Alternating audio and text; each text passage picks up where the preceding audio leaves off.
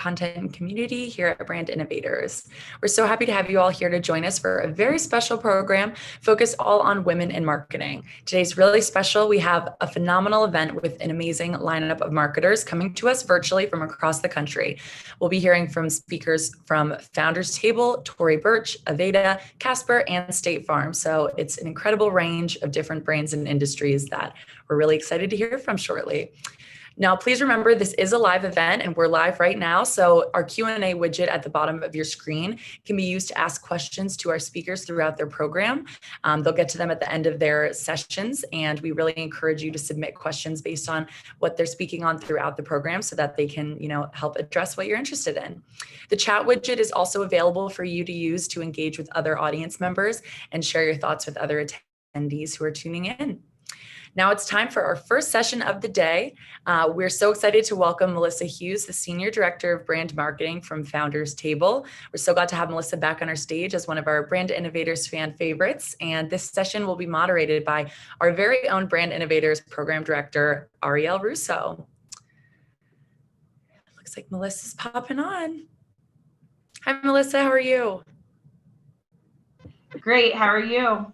Good. Hi, Ariel. Hello, thank you, Emily. Of course, excited to have you guys kicking us off today, and excited to hear about the work you're doing on Founders Table. So I'll hand it over to Ariel to kick it off, and I'll pop back in at the end. All right, amazing. Well, hello, everyone, and thank you for tuning in today. We have a truly exciting session for you all, but before we begin, I'll start with who I am and why I'm here.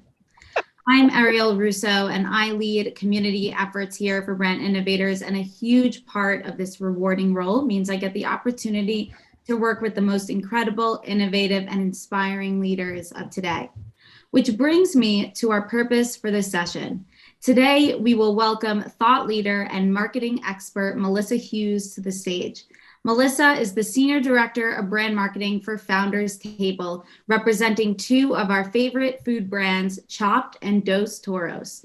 So please join us as we dive into Melissa's incredible marketing journey, her new role in the restaurant industry, and of course, a few surprises and insights along the way. Let's begin. Hello, Melissa. Hey, thank you so much for having me today. Amazing. Well, let's go to the first question. You have an extensive and impressive background with very well-known brands from Unilever, Henkel, and L'Oreal. Can you dive into your CPG journey and, of course, the series of events that led you to your new and exciting role with Founders Table? Yes, so I've spent my last roughly 10 years in the CPG industry, beginning my career at Unilever as a part of their Unilever Future Leaders program, which was where I can definitely say I gained my foundation, doing everything from global digital marketing at Ben & Jerry's, hopping over to India to work on Lipton tea, and really being able to bring the launch of dry spray deodorant to life with Dove, Degree, and Axe as a part of the master brand team. And most recently, spending time at L'Oreal as a part of their multicultural beauty division and having the dynamic opportunity to restage, rebrand, and breathe new life into the Dark and Lovely brand, which is so close to my heart, and loving to continue to see that brand flourish. And now hopping over to combine my passion for food with my love for marketing here at Founders Table. That is so exciting. So tell us more about what your role looks like, and more so, what most attracts you about working with delicious brands like Chopped and Dos Toros. For me, what drove me to this decision to really take on not only a new industry, but some new, very loved East Coast brands was really the combination of I have a food page on Instagram. I'm a foodie all the time. I love exploring new places, and how can I do that and bring it to life for fast casual restaurants in a space, in a sector, and a time where people are taking the love for experiential with the quick and amazing food delivery that you get from a place like Chopped, and bring it to life and expanded. It's in a Founders Table is in a growth mode, and Chopped is in a growth mode. And so exciting to continue to open new restaurants in new cities and bring the love and creativity of salad everywhere. I love that. So what is your Instagram handle, just so everyone can go and follow you? Yeah, it's the Chef Melly on Instagram, bringing to life what's for dinner around every day. Not so consistent with content, but almost every day with new fun recipes. Amazing. We'll have to drop that again at the end of the chat so everyone knows where to follow you. In your current role right now, in your day-to-day position, what about your role do you like the most? My favorite part of this new journey has been definitely tasting food at 10 a.m. on Wednesdays, having the opportunity to sit with our chefs from our food and beverage team, learn about the different spices and ingredients and unique proposition that makes us unique. When I think about Chopped and I think about everything that I've learned in the past few weeks from the founders is that they are not only involved, but they're ingrained and they believe that better tastes better. And they're going to continue to strive to bring better ingredients, bold flavors, and more creative salads into the marketplace every single day. What an exciting role where you get to taste and innovate at the same time. Yes. So what learnings do you think that you can take from your experience in the CPG space that will most contribute to your success in the restaurant industry? So in other words, what ways does CPG do it well, and how can you translate that success to both Chopped and Dos Toros? CPG is comprised of so many, what I can say, marketing giants, right? Those companies are marketing first, and you enter into a space where data is endless and you have the ability to really analyze and you can go into analysis paralysis for days over kind of what makes consumers, choose different points. So if it's like when I was working at Hinkle, the color pink, right? Like anything pink sold, right? And we knew that if we wanted to drive things, adding pink to it really worked. And I think when you look at the food industry and you think about the data is there because we all own it. We know what consumers order. We know how they're ordering. So bringing that, rich set of data set to life and being able to understand and continue to optimize and making the consumer experience in store, online, more seamless and more comprehensive, and being able to reach more people on a daily basis is kind of what I'm most excited to bring over from the CPG space.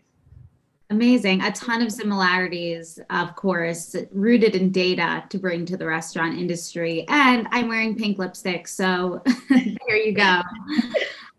So let's go back to the beginning. Is there any defining moment or person that led you into the world of marketing? Tell us more about what mentorship means to you and how mentorship has shaped your own professional career journey.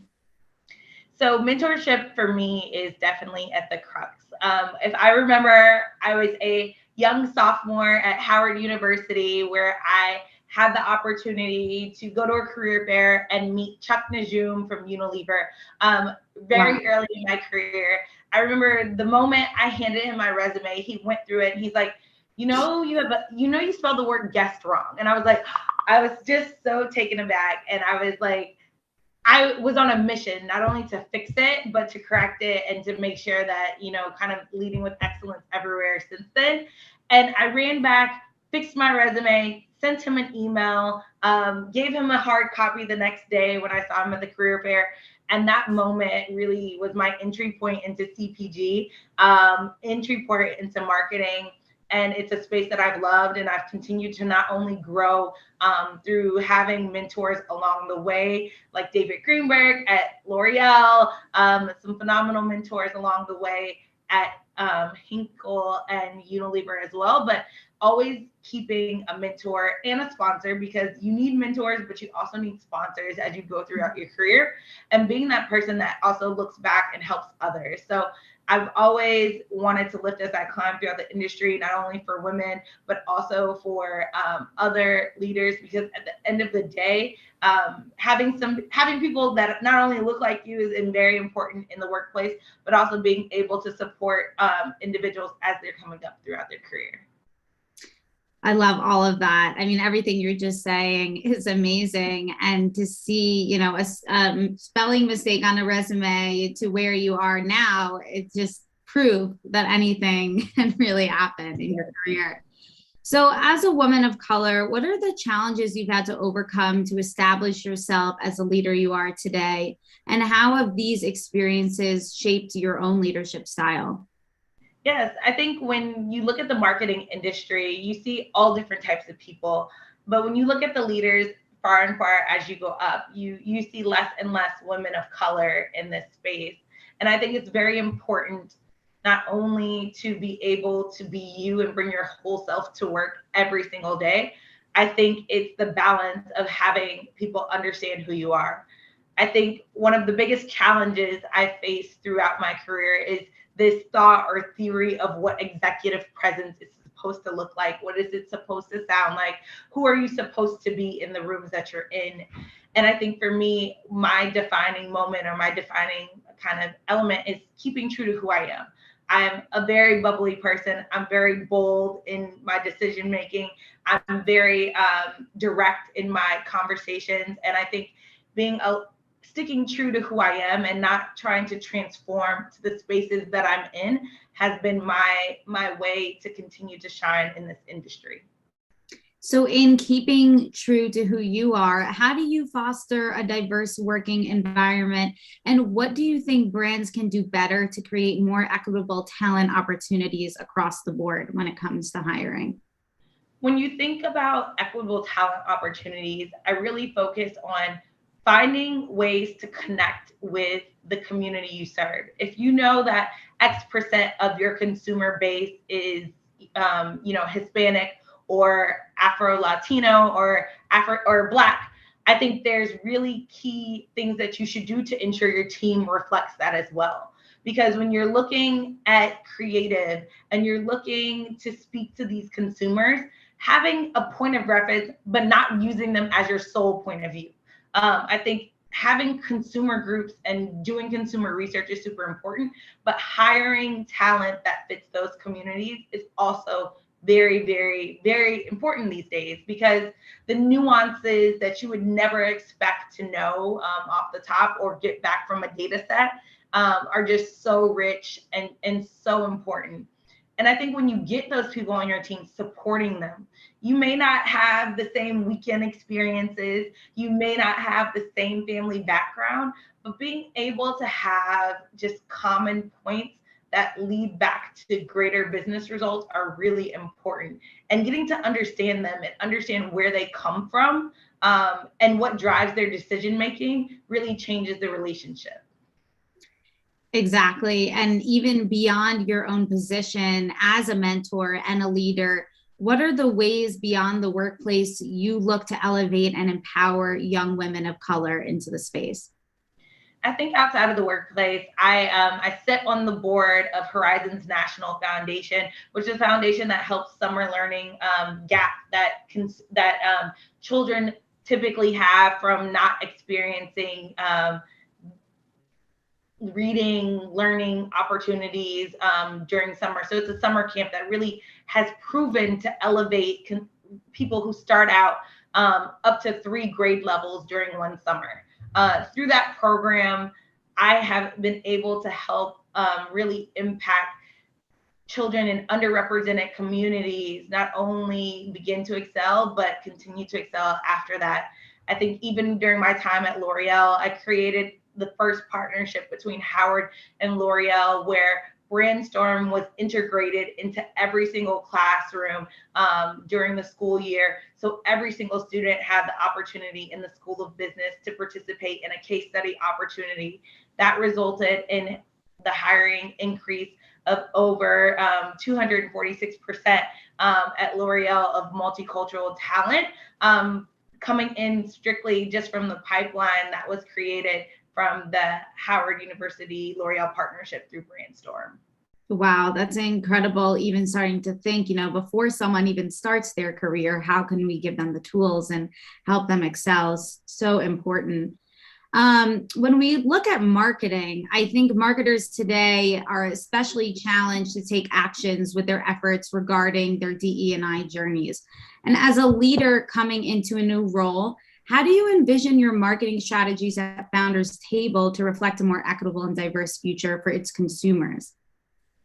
I think when you think about from a diversity, equity, and inclusion standpoint, there is a long road to go for corporate America in general. I think when we look at the boxes, right, there's this vision of equality, there's this vision of equity, and there's this vision of really liberation. And I hope to get to the point where liberation is found. And I don't know if you've ever seen the visual where you have the children standing on boxes, and then the last box, the last journey of that evolution has liberation, where there's no more fence. So there's no more boxes that need to be created. I think as we continue along that journey, it's about ensuring that when you walk into any of our spaces, that you see a diverse team, you see the ability for all people to be able to access our food. Because when we think about food deserts in America and across the country, being able to work to bring food opportunities across and education about healthy food options is something that Founders Table has been doing for the last 10 years. Chopped has a partnership with Wellness to the Schools, and that program has been bringing food health to the New York City area for the last 10 years. Our CEO sits on the board of Wellness to the Schools as well. Wow. It seems like Founders Table is doing a lot of incredible work. So I would love to shift gears and ask if you could tell us even more about Founders Table and its brands and Dos Toros and Chopped at a high level overview. Yeah, no, very high level, very new to the brand, but I would say Founders Table is a group of phenomenal entrepreneurs that have come together and to truly lead a revolution of bringing the best food and the best food quality across the East Coast today, and hopefully expanding beyond. It's comprised of both Chopped Creative Salad Company as well as Dos Toros, which was acquired in mid-2020.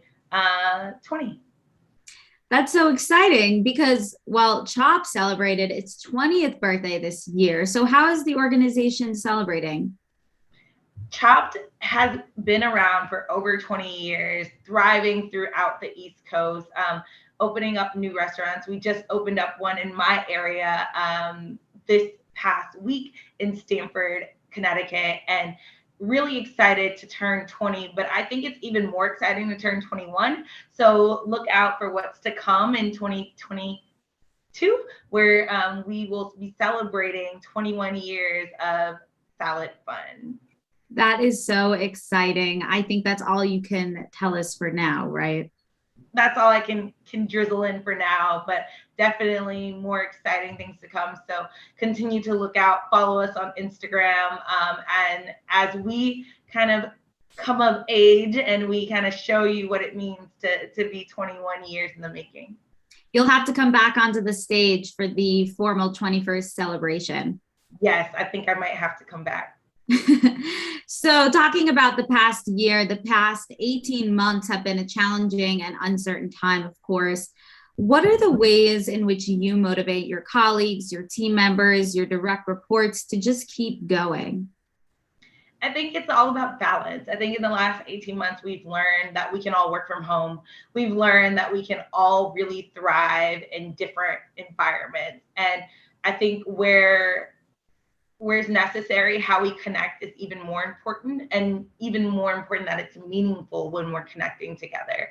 And what I really, really enjoy about joining Founders Table is this point of connection.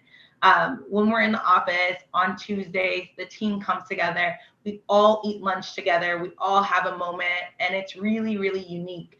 And it's very powerful and different from any kind of group that I've been in prior, because it's really, one, we're tasting new foods. We're not always eating the same thing. So we're continuing to kind of explore our own food journey.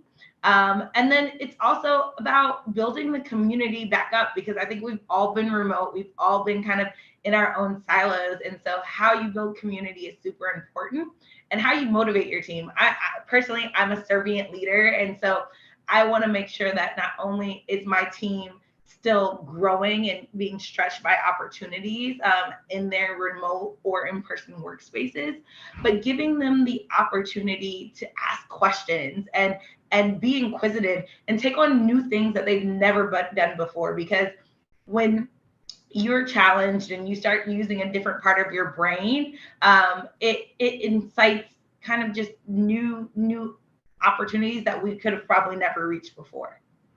Totally. I mean, those points of connection are very powerful, and it's just incredible to see you as a leader coming in and creating that incredible environment. And I know you touched on this a little bit, but what exactly about leadership excites you the most? I think what excites me is being able to develop the talent of tomorrow, because at the end of the day, I want that person that's behind me to be able to take my job. They should be, if I ever decide to get up and walk away, they should never feel lost. They should never feel as if they cannot take on, the duties, because they've been guided and they've been nurtured to really grow. I think that is what, excites me about the opportunity of leadership and the ability to lead, and leading with purpose and passion behind everything I do. Is that why L'Oreal, Henkel, and Unilever are all doing so well right now? I mean, I wouldn't say hands. It's just my hand in it, but no, I think even when I look back at my time at Henkel, I remember writing on my resignation, this person will take my job because this person is ready. And she got the job and she did it, and she wow. in the role, because at that point it was really about, making sure that, one, she had a plan that was, when I was leaving, a couple months earlier, I brought her into meetings where I thought it was very purposeful for her to learn and be able to kind of respectfully lead those meetings in my absence. And I think a lot of leaders don't take the opportunity to give their team opportunities where they are put in the position to take your job one day, because they should be able to take your job one day. It's an uncomfortable feeling, but when you make it feel comfortable, the people that you're with are more empowered. 100%. And all I just have to say to this is that when Brand Innovators starts its Rising Talent program, we will definitely be tapping you. Yes, thank you. So as you're thinking about your own abilities, you're obviously always ever evolving, developing, but what skills are you looking to develop for your own marketing team this year? I think the skills that I'm most interested in developing for my new team this year is all around kind of really rediscovering, really honing in on, those core marketing principles. Who is our consumer? What are they thinking? How can we anticipate their needs? How can we continue to grow our consumer base? So really the core fundamentals of marketing, and building and kind of drilling those in, and seeing kind of where we go from there. So anticipating the needs of your consumers, I must ask, as we are all venturing back into restaurants, what is one way you envision your marketing strategies will shift to adapt to this new consumer of today?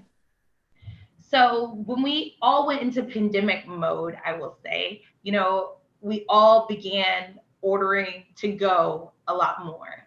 And I really think Chopped was poised in the perfect position to react to that, because we had already been in the New York City market, which had a heavy delivery and to-go business. And seeing that evolve, expand, and grow across the board is amazing. But even more so, our markets that were outside of major cities grew too. And so being able to consistently welcome consumers back into our more urban markets is exciting. It's exciting to serve them even quicker. It's exciting to deliver even better service to them. And we can't wait to bring consumers back in. All of our stores are pretty much back open in the Manhattan area. So we're excited for those consumers to come back as they return to work.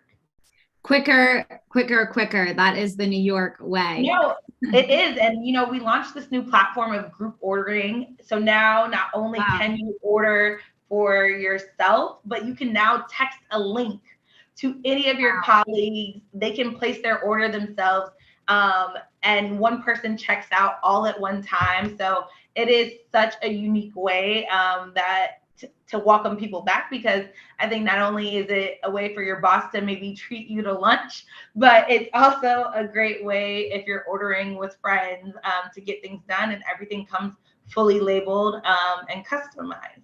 That is so incredible, because I'm just thinking back to the days where I would place orders for about 10 people, get about 5 things wrong, take about an hour doing it. So now it seems like everyone can just fill their own order out. I love that. Yeah, and it can all be done through a quick, easy link. I mean, we do it here in the office quite often now since we launched the tool a little bit over a week ago, but we're excited to see how it grows. All right, I'm going to quickly Slack that link to my entire team. Yes. So thinking about all of these amazing initiatives, is there any immediate opportunities you're looking to create impact on? I think immediately, I just want to continue to foster this amazing relationship that Founders Table has already built. They have a phenomenal foundation, but I think for me, it's like, how do we continue to grow?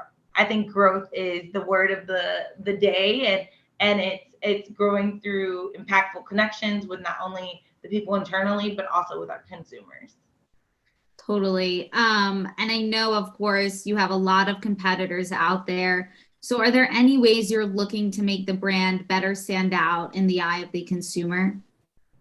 Oh, yes. I am working to develop those. Can't share the secret sauce just yet.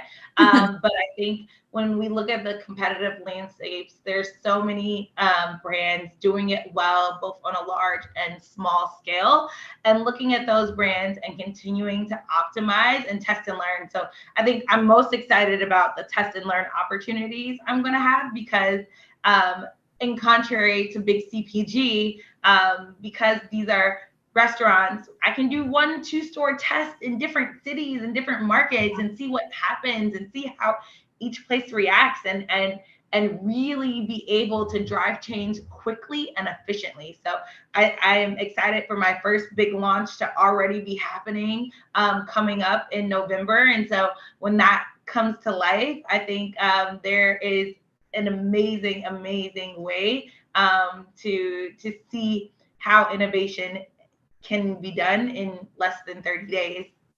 That's so exciting. I mean, I've already learned a ton of new innovations within Chopped and Dos Toros, so I'm excited to see what else is out there. I mean, what you just told us is incredible.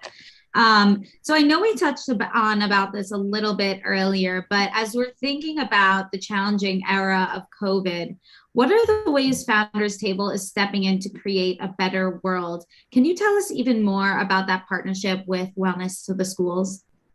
Yeah, so our founder, Nick Marsh, sits on the board of Wellness to the Schools, and it's truly a program that's bringing education through food and also food availability throughout the New York City area.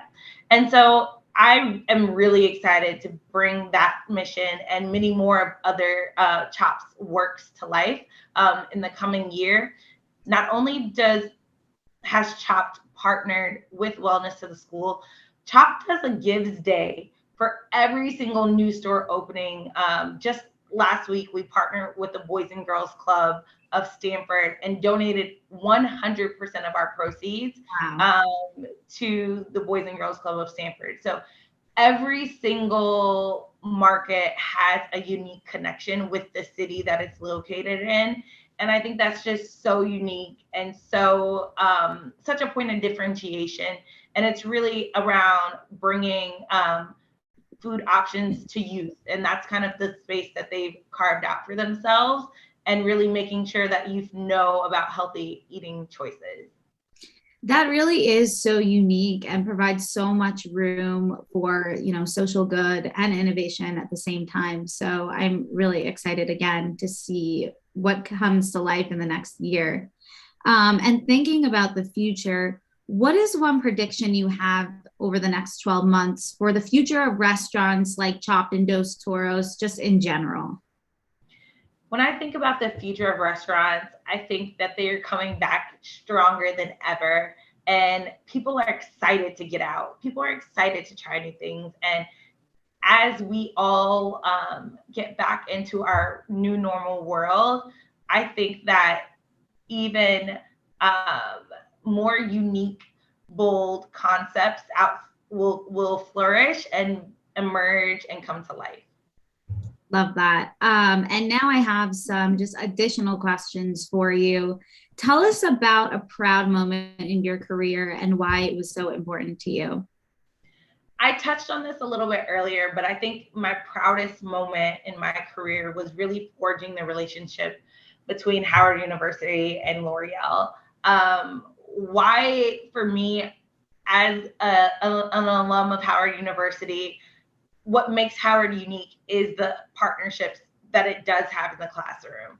And to be able to bring one myself felt as kind of like that check mark, like I had established something, and leaning into great leaders, both within L'Oreal, like Erica Culpepper, who supported my vision, as well as our HR team, Kathy Chivas at the time, who truly supported me in my efforts, and being able to execute it with excellence is what made it truly a proud moment for me.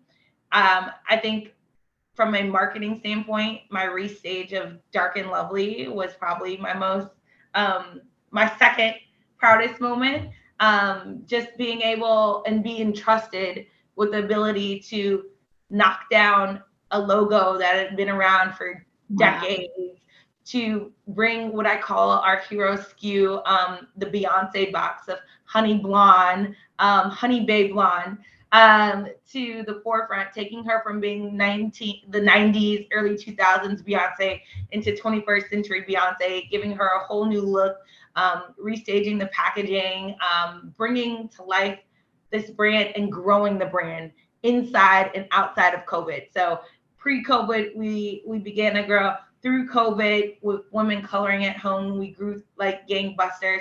And then in a semi-post COVID world, as the world began to open up, just seeing the brand continue to grow is extremely exciting. Soft Sheen Carson as a brand has and will ever have a very soft spot in my heart.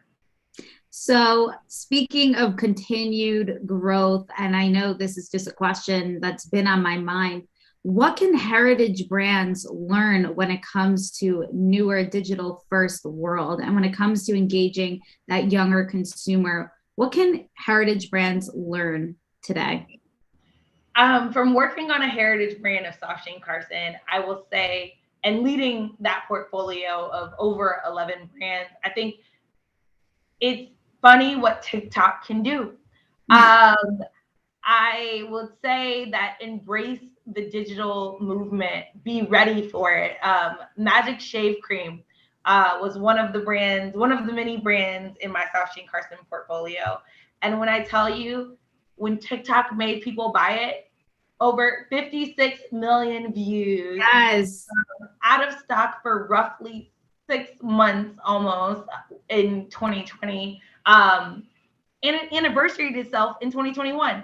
And we were ready, right? We were ready. And it had a light that was just so effortlessly done by a group of consumers who found something they liked and talked about it. And the word spread like wildfire. fire. So how do you uniquely engage TikTok to be a driving force for you in an unforced way? And I think heritage brands have to strike the right balance for that. Hashtag TikTok made me buy it is really real, people. I like to say that TikTok is the epicenter of culture. It truly, truly is. I mean, everyone and anyone is on it. And if you're not paying attention, you will miss moments like that. So I have a question for you. If you could give your younger self just one piece of advice, looking back on your incredible career, what would that be? I would say to my younger self, this is the one thing, and I know corporations will cringe, is that I thought my first company would be my last company. I thought that would be where I stay forever. And I tell my younger self, learn as much as you can, embrace every opportunity, and don't be afraid to step off the ladder. And I think that is what I've done throughout my career, is take really different steps and make really different moves and continue to be who you are.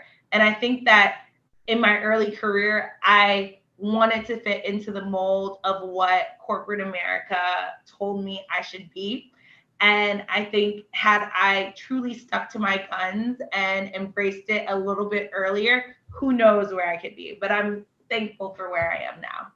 Exactly. So thinking about not even the brands that you've worked with, are there any brands that you look up to?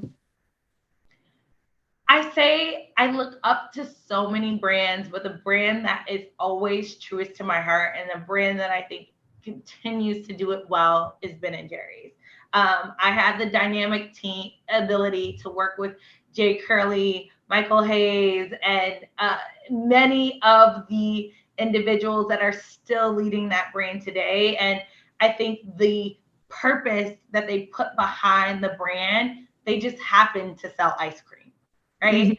And so it is the ability to create something that is so much bigger than who you are as a place that sells goods, is why I admire and continue to admire Ben & Jerry's so much.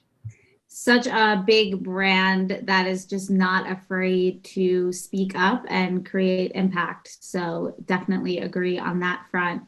I know we're coming up on 1 more minute. So I have one last question for you. What is your favorite food item on each of the menus? So my favorite food item at Chopped, and I will be very specific, is the Tex-Mex ranch dressing. If I tell you, it's the best thing ever.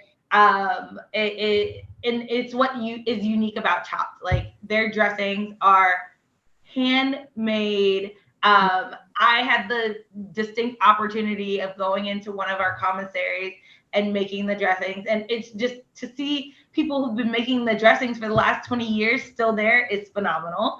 And then I say on Dos Toros, our quesadilla is unique. If you've never had a Dos Toros quesadilla, it's not your typical meat and cheese situation. Go try it. Make sure you put one of our bold sauces right on top. But the quesadilla at Dos Toros, and check out our latest and brand new limited edition Baja Shrimp Tacos. Well, that is a great ending to end on, a note to end on. And thank you so much, Melissa, for joining us today. I would love for you to drop your handle once more for everyone in the audience. I hope to see you back soon and have an amazing rest of your day. Well, thank you, everybody. And don't forget to follow at the Chef Melly to figure out what's for dinner. Perfect. Bye, well, thank you so much. That was an awesome way to start out. And I'm now ready for lunch. So I know where I'll be ordering from. So thank you for the specific recommendations. But we hope to have you guys back again soon. Thanks so much. Bye. Well, that was a great first session. Loved having Ariel from our team on there as our moderator, and great to hear what Melissa's been working on in her new role. But we're so excited for our next panel. We're going to be hearing from the Vice President of CRM and Loyalty at Tory Burch. So please welcome Amanda Bailey to the stage. And this session will be moderated by Laurie Hood, the CMO of Mobile Walla. Hi, Amanda. Hello. Hi, Emily. Thanks for having me. Of course. Thanks so much for being here today. It looks like Laurie's just getting her video and audio up to speed, but I'm really glad to have you joining us on our stage today. Fantastic. Hi, Laurie. Hi, how are you, Emily? Hey, Amanda, how are you? I am well. Excited to be here and carry us through this lunch hour. So Yes, and now I am hungry from the last discussion. Me So too. Yeah, I know that always falls because, we have people tuning in and speaking from across the country. So sessions fall on different people's lunch hours. So we appreciate you guys taking the time in the middle of the day, but I'm excited to hear your discussion. So I'll hand it over to you for the next, 45 minutes or so. Absolutely. I am trying with my incredibly limited skills to get my background up. Yay. Okay. That should do it. There we go. Well, thanks everybody for joining us. Thank you so much, Emily. And thank you, Amanda. I'm Laurie Hood. I am the Chief Marketing Officer at Mobile Walla. We are a technology startup that works with a lot of B2C brands, helping them with data enrichment and helping them provide data for their predictive modeling. And it is my pleasure today to be able to talk to Amanda Bailey, who is Vice President of CRM and Loyalty at a brand I think many of our attendees are familiar with. And if they're like me, really, really like and appreciate Tory Burch. So welcome, Amanda. So for those of you listening, we were thinking of breaking this up into kind of the first 10 minutes talking about Amanda's background and kind of how she got to what is a relatively new role. You're 90 days in at Tory Burch. And then based on her super deep experience with customer loyalty and customer engagement and sort of driving that customer journey, going deeper into that, and then closing with a little bit about networking and some thoughts in that area. So I am going to kick it off, Amanda, and if you'll sort of start with a little bit of your background and kind of your path to this new role. Yes, absolutely. So talk a little bit about my background because it's not exactly linear on paper. And I often explain it and it looks a little bit like this, which I think is more normal these days than anything else. But certainly it's shaped the marketer that I've become, albeit in a less traditional way. I started my career in finance as a wealth advisor and quickly realized that wasn't going to be, where I spent the rest of my career. And I fell in love with the idea of marketing. So never formally trained academically. So I joined a marketing consulting agency where I really trained on the job to learn about performance-driven marketing and just became absolutely obsessed with how marketing could shape customer behaviors and actions. And it was really thrilling, and ultimately found my way after a stint in a startup, doing some things on my own, into hospitality. And I, prior to Tory Burch, spent about 8.5 years working at Hilton in various capacities in customer loyalty and engagement, leaving there as the head of global customer strategy and engagement for the brand. And now, and honestly, that is where I really developed my love and passion for this idea of customer centricity, which I know a lot of us are talking about today. And that kind of has led me into this role, a customer strategy role, a CRM role, really focusing in on the customer, and now having the opportunity to do it in a luxury fashion brand in Tory Burch, an amazing company grounded in some incredible values, led by an incredible founder and leader. And it's just really fun to take kind of all the different experiences in building to become a marketer, but really a customer-centric marketer is kind of how I like to define myself. No, that's fantastic. And full disclosure, a little envious because it does sound a lot more fun than marketing, data, and artificial intelligence. So I look forward to kind of more insights that you're going to share with us. So career change, pandemic, all kinds of crazy. What made you, what sort of prompted you to make the change now, and how was it making the change at this time? Yes, an interesting time. I'd say, like many industries, the pandemic rocked travel to its core. We were in a position where we could not proactively sell the core of our business and our offering. And we had to put our strategies, our work, and even some of our people, quite frankly, on pause and really dig deep to keep the lights on. That experience was not only hard, but eye-opening. I really had to go back to the basics and focus on the biggest points of leverage with minimal resources and people to really, drive the business. Over time during the pandemic, I was fortunate enough to bring my team back along because we really were the team that was driving our credit card marketing, communicating with our best customers, our most loyal members, which was really critical during the pandemic to make sure those customers would be there when we came, out the other end. And so in that experience, what I realized is, this was many months, and I kind of looked around as I brought back the team 2 by 2, 1 by 1, and I just sat back and I said, I have a truly remarkable team. And once this business is stabilized and my team is back in place, I'm ready to see what else I'm capable of and take on a new challenge, get outside of my comfort zone, and make sure that I was taking all of this, hard, but yet exhilarating moment in time to kind of catapult into the next thing. So for me, the pandemic was just a moment to kind of reset and recognize all that I had built to date at Hilton and what I was ready to now go and try my hand in going forward. So that was really kind of the impetus for me. So when we were preparing for this, you had also mentioned that the job change kind of helped you achieve one of your goals, which was working in New York. And talk a little bit just kind of about that and the balance and those sorts of things. Yes. So for a long time, I always regretted never taking the leap when I graduated college, working in New York. I had some opportunities, had lots of friends and folks that I was like, oh man, I really wish I would have done that. And, I've since become a mom of 2. I have a 6-year-old and a 4-year-old.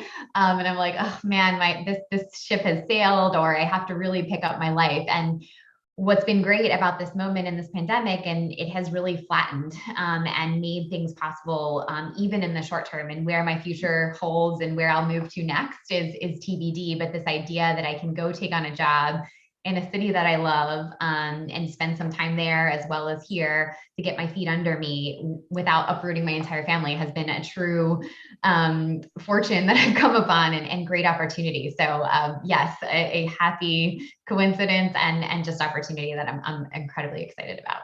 No, I think it's very cool. And just, I loved when you shared that kind of your perspective about having the balance, but still being able to achieve, a career goal.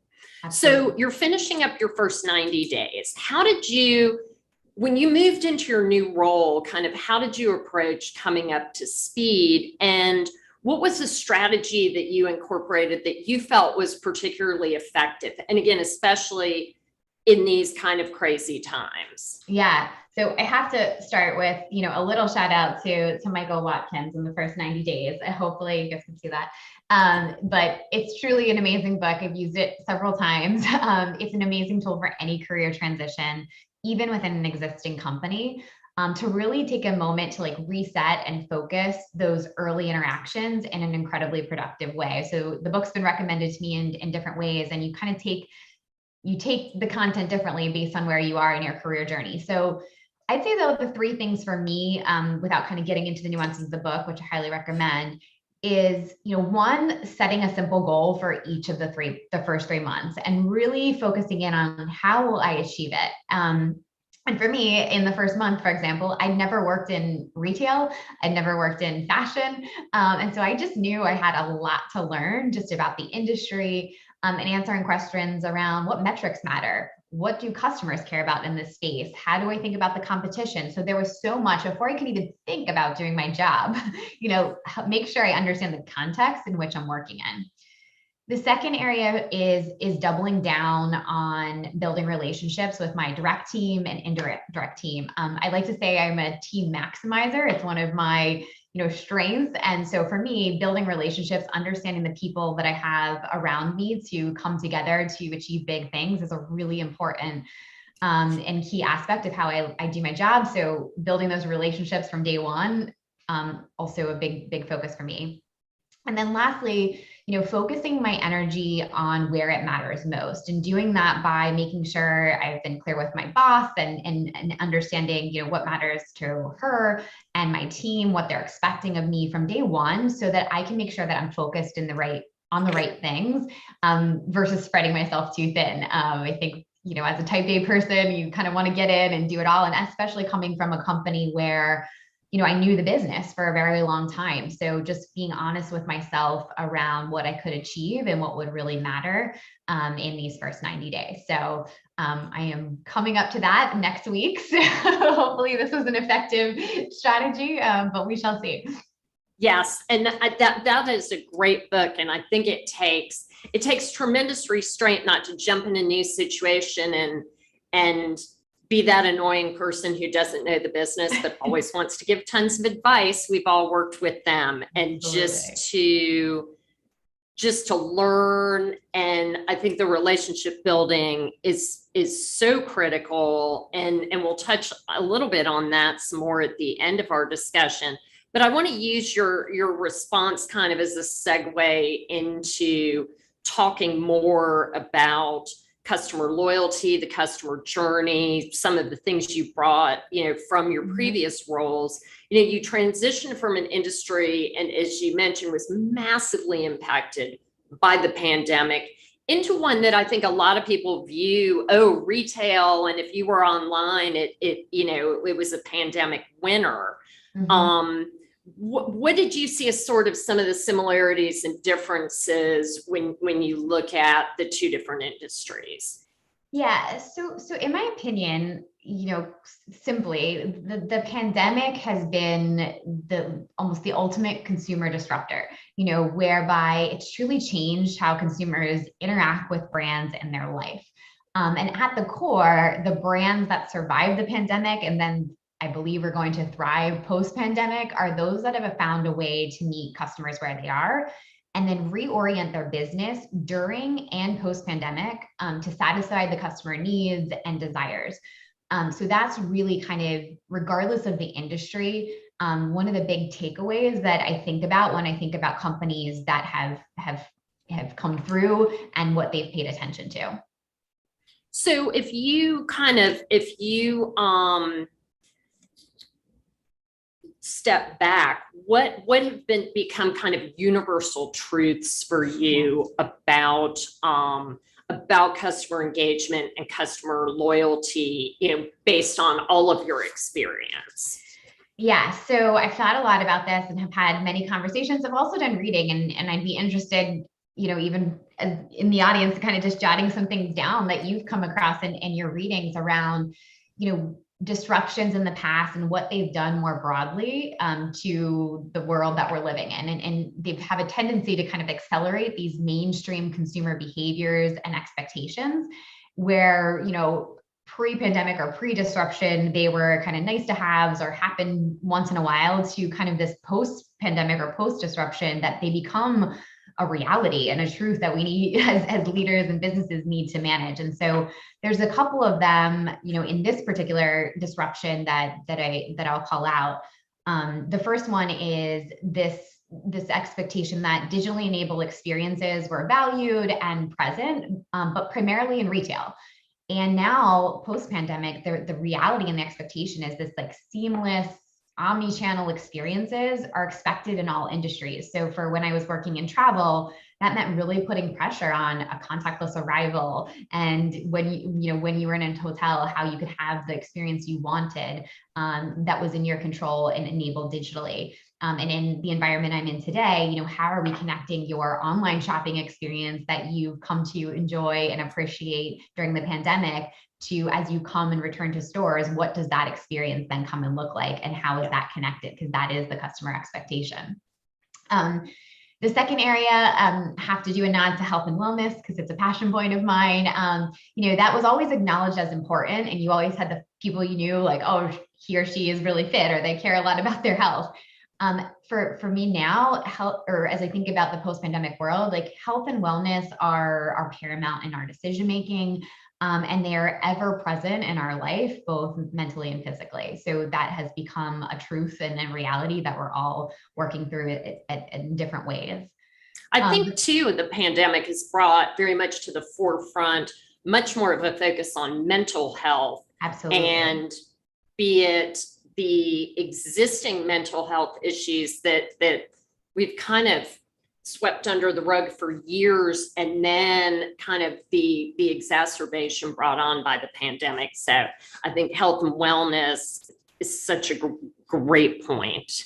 Yes, absolutely. And especially in light of World Mental Health Day on Sunday, I mean, the amount of folks that are overt and speaking about how important this is, I think it's something to pay attention to in marketing and companies. And I'll talk later about relevance. I mean, this is what people are thinking about, and it's important to consider that in how you go to market and brand. Then I'll kind of quickly go through the last three. And Laurie, this will probably speak to you. Consumers are willing to give their data, or pre-pandemic, willing to give their data if it was going to add value to their experience. Now the expectation is that the experience should be personalized to their needs, when they want it, how they want it, where they want it. And, that, idea of if I'm going to give you data or interact with you, you better use it to make, to meet me where I'm at. And so that has been something that I think all companies are really, some of them winning on, some of them trying to figure it out, of just really, how do you put all that data to work in an effective way to serve consumers? And I mean, the pandemic really gave even more power to the consumer. I mean, the shift had been happening over time, and then it really just flipped it because you've got so many options, so many more people are online. Again, as someone looking for a product or service, the possibilities become endless, which for the brands though puts tremendous pressure on the brand. Yeah, absolutely. And then maybe the next one, kind of building into that, this idea of loyalty programs. I come from a loyalty background, and it's part of my role today to kind of really figure out the role of loyalty at companies and what it really drives. Pre-pandemic, I think loyalty programs were primarily built and designed to serve the business first. And, now the reality is that loyalty program should serve the customer first. And how do we design for that? How do we make sure there's the right model to make it profitable, to drive longer term value for the business, although using the customer centristic model as a guide to how that loyalty program or offering or contract should be delivered. So I think that's a really fun one as a customer, of being a customer obsessed, but also a big shift in kind of the role of loyalty programs and loyalty as we think about, the new reality that we're in. And then, lastly, just to touch on, because it's so important, this idea of, value-led brands. Pre-pandemic were really differentiated. It was like, wow, that's a really great brand. They lead with their purpose. They put their values at the center. Now, having those strong values and purpose and belief system is an expectation of all brands that consumers are interacting with. I believe Melissa was talking about the younger customer. I mean, that is so critically important. So how you reorient your messaging and your branding around that is an expectation that we're all figuring out as we go to. So also is to say, regardless of industry, hopefully you can take away some things and think about, even your own, worlds of, how do these things impact your business? And, really thinking about this post-pandemic world and some of these customer truths around how to be, more intentional in how you deliver on these customer expectations and needs in this new environment. No, that was great. And I was definitely scratching down a lot of notes. And I loved how at the end of the previous session, Melissa was talking about Ben and Jerry's is such a respected brand. And to your point, I mean, they've been a long time brand that very much lived their values and espoused those very publicly. And I think you bring up a great point that it's expected. I think too, in the evolution of baby boomers versus Gen X versus Gen Z, there's also a lot of different thinking as those buying groups, become of age and have more economic power. So you talked about this expectation with loyalty programs that previously they were for the brand, and now you really need to shift your thinking and they need to be for the customer. Taking a little dip into the technology side of the business, it also seems like a lot of brands were caught a little flat-footed with the pandemic, that maybe their, online channels weren't up to snuff, they're ordering, that sort of thing. What do you see in terms of making technology investments, new investments, anything, different tools, using data, things like that? How do you see that playing a role? Yeah, absolutely. I think if you're in the customer technology, line of business, this is an amazing time for you to really show up. And I think it's really exciting because, to deliver on some of the things we just talked about, personalization, relevancy, meeting me where I am. I mean, you need the data, and companies need these signals to know when to show up for you. So it's no longer enough to just look at hindsights and then, think you're going to do the right strategy going forward, which is, at least in my experience, how a lot of CRM and marketing has been for quite some time. We're now in a world where we are expected as companies to pick up on the signals of how you're engaging on our website or in the broader digital ecosystem, and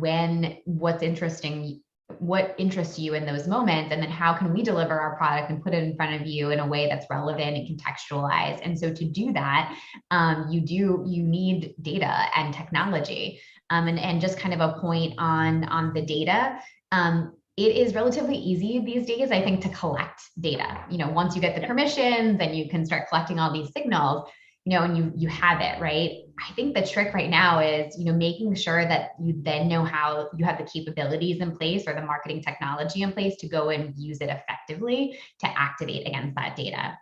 So you're not just collecting data for data's sake, but truly, collecting relevant data that then you can use in your consumer-facing communications or the way you design your experience, so it's seamless and relevant to the customer. So for me, like in marketing, and even from where I was coming from in a 100-year-old, your young company to, a founder-led company, very different extremes, but ultimately kind of coming to the same place of really, how do we take this data that we've been collecting and activate it and use it in a meaningful way, is, I think, a challenge we're all facing in different capacities based on the maturity of our business, our technology, and the relationships we have with our customers. Yeah, I see with a lot of our customers, it's easy to get lost in the data. Yeah. And my suggestion is always figure out what you have that's meaningful, start there. Then try to go, and usually you can control what your organization has, but there are other people in the company where you're like, ooh, I'd like that, or I'd like that piece of data. Sometimes they're like, no, that's okay, it's mine. But put a stake in the ground, start using it in a way that it's going to impact that relationship positively. Then look at that next ring, then start looking, okay, I'm maximizing what I have internally. How can I go externally and see what other data points are going to make a difference? And you made such a great point when it's, what's the data that's going to make a difference in how you engage and being more proactive and much more personalized. Yeah. So when you, in your current role, what are some of the key, let's talk a little bit about kind of top line goals, Big Tory Burch goals, and then how those filter down into some of the things you're focused on with your team. Yeah. mean, I think at the highest level, we want to continue growing our business and being relevant to, the customers of tomorrow and this next generation of customers, and how we do that in an authentic way is something that we're all striving for. How that kind of trickles down in my world a little bit is I like to simplify things around, 3 key areas. We want to get more quality customers. So this idea of getting customers, you can grow your business in a lot of ways. And Yep. I know that from my past life, especially. But it's the idea of quality, like defining quality and what it means to the business. What are the customers we care most about? What behaviors do they exhibit? In our world, are they shopping full price or are they shopping markdowns? Who's more quality? Like, who are the customers that we want, and how do we define quality? So thinking a lot about the things we do to drive more quality customers. The second area is to get them more engaged, even beyond the purchase moment, and really trying to broaden our perspective around engagement and what that means beyond, before purchase and post purchase, of how we can stay top of mind with our customer set. And then lastly, doing that more often across our channels, online and in store, for example. So, try to keep it simple, more quality customers, more engaged, more often, and really honing in and working with all of the leaders in the business to define those traits and those characteristics to make sure they're meaningful, relevant, and measurable is how I like to think of, the world in which I sit in customer strategy and marketing. How do you see sort of pre and post pandemic? You mentioned cross-channel. Is the mix of channels shifting? Whereas before, maybe it was very in person, now it's gone more digital. Do you see it moving back, or is it just, I need to optimize across all of them because I just don't know where that customer is going to come in? Yes, apologies for some background noise outside the door. Garbage day. So, I think that in marketing in general, the channel landscape and the platforms and where people are engaging is constantly changing.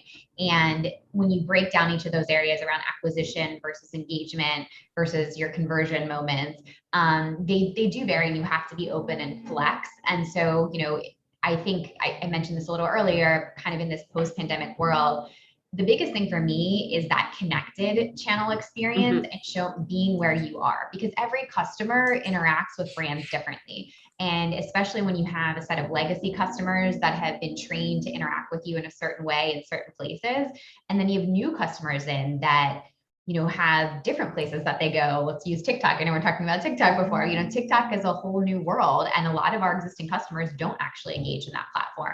So how do you actually balance the investments you're putting in new channels versus the, content and activity you deliver in existing, proven channels? And I think that's constantly the balance, and one that we're, as marketers, I think we all face as these things evolve, pandemic aside, of, when to jump into new channels, when to, how much to put in your existing channels, and for what customers. So that's kind of what's always on my mind and on that topic of thinking about where to be and where to show up.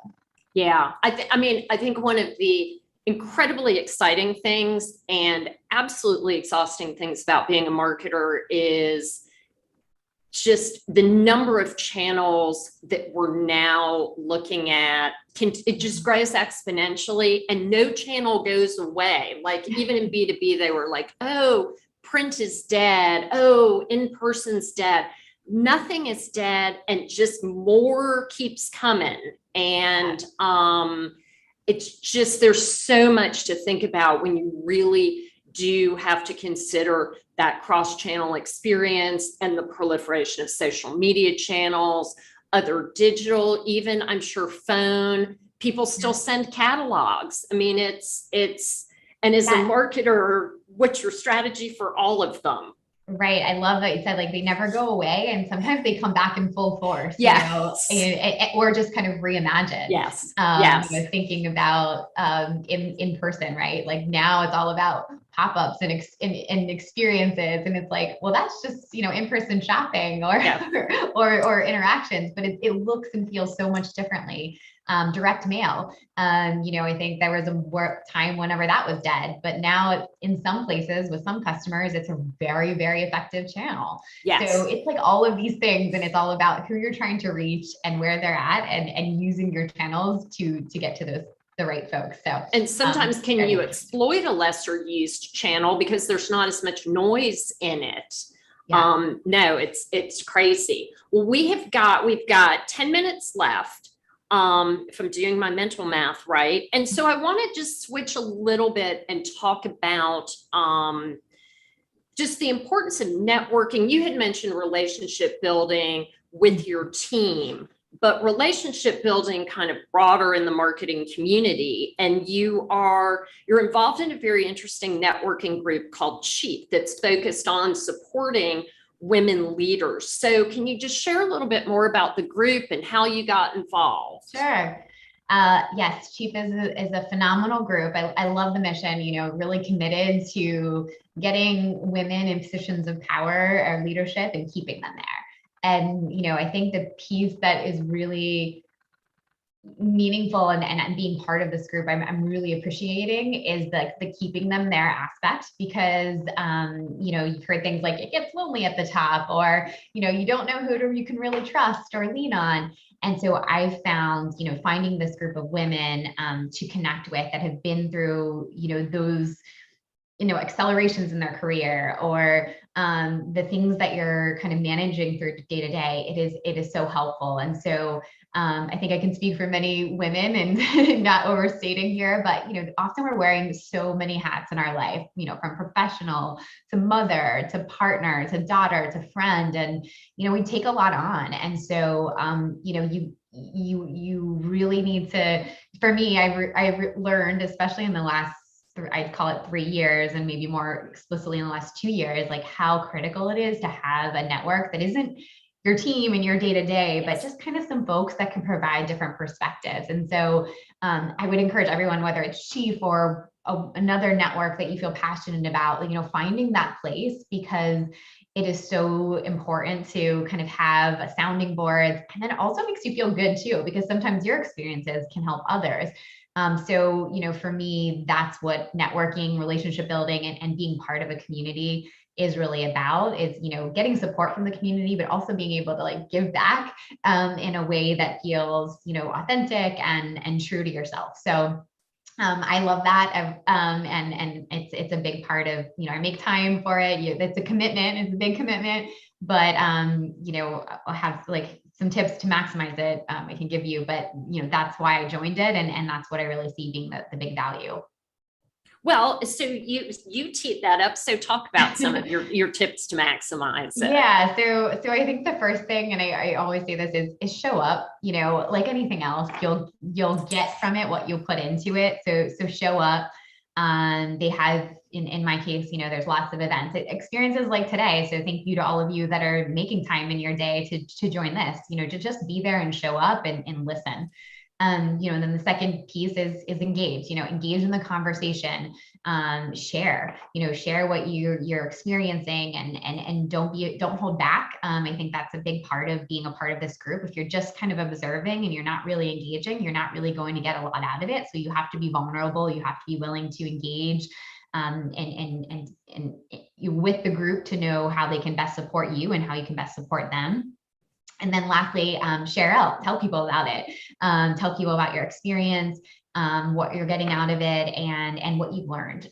So there's so many moments where I have a great session with my core team, which is 8 women and our executive coach facilitator every 6 weeks. And so I can't tell you the number of times I'm leaving that like, oh my gosh, I really need to share this with my team, because you can kind of take these things and extend them beyond these immediate groups. So that's how I think you can really maximize it, be it Chief or any other network you're in, to really show up, engage, and share out.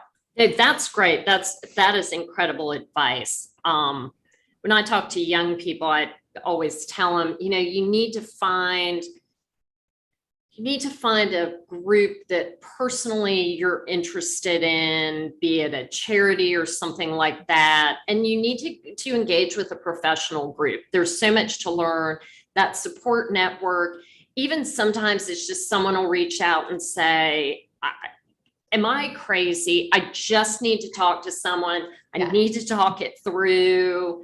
And in a lot of cases, some of us, depending on your marketing situation, you don't have a big team. You work in a company where nobody really does understand marketing or what you do. And it so helps to just get insights and ideas and things like that. I just found it to be a really positive experience.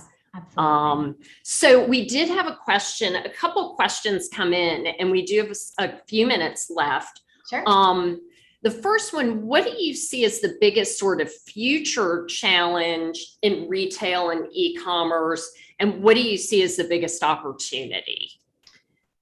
Great question. I think the biggest challenge is, going to be customer retention. The choices that they have, the accessibility of products and experiences in a digital environment.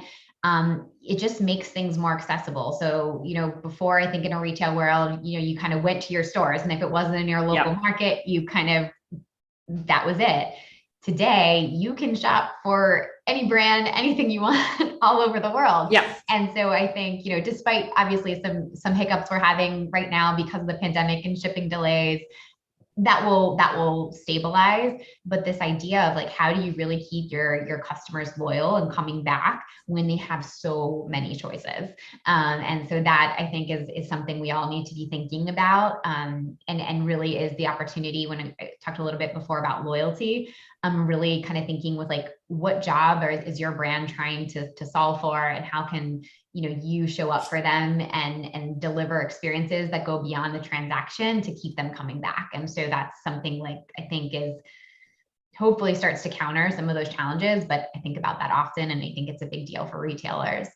And then on the opportunity side, maybe that's kind of leading into that, is to really gives you, and I had this experience in my last role as well, it gives you freedom to really put the customer first. Because if your whole risk and challenge is around keeping your customers, and you obsess over what you can do to make their experience better, to keep them with you. And so I think it's a huge opportunity for companies to show up differently, to innovate their experiences, to diversify their product set, because that's what's going to keep the customers. It's going to keep you relevant. It's going to keep them excited about what you have to offer. And so I think just kind of balancing those two things and is really provide some inspiration and urgency in what retailers will do.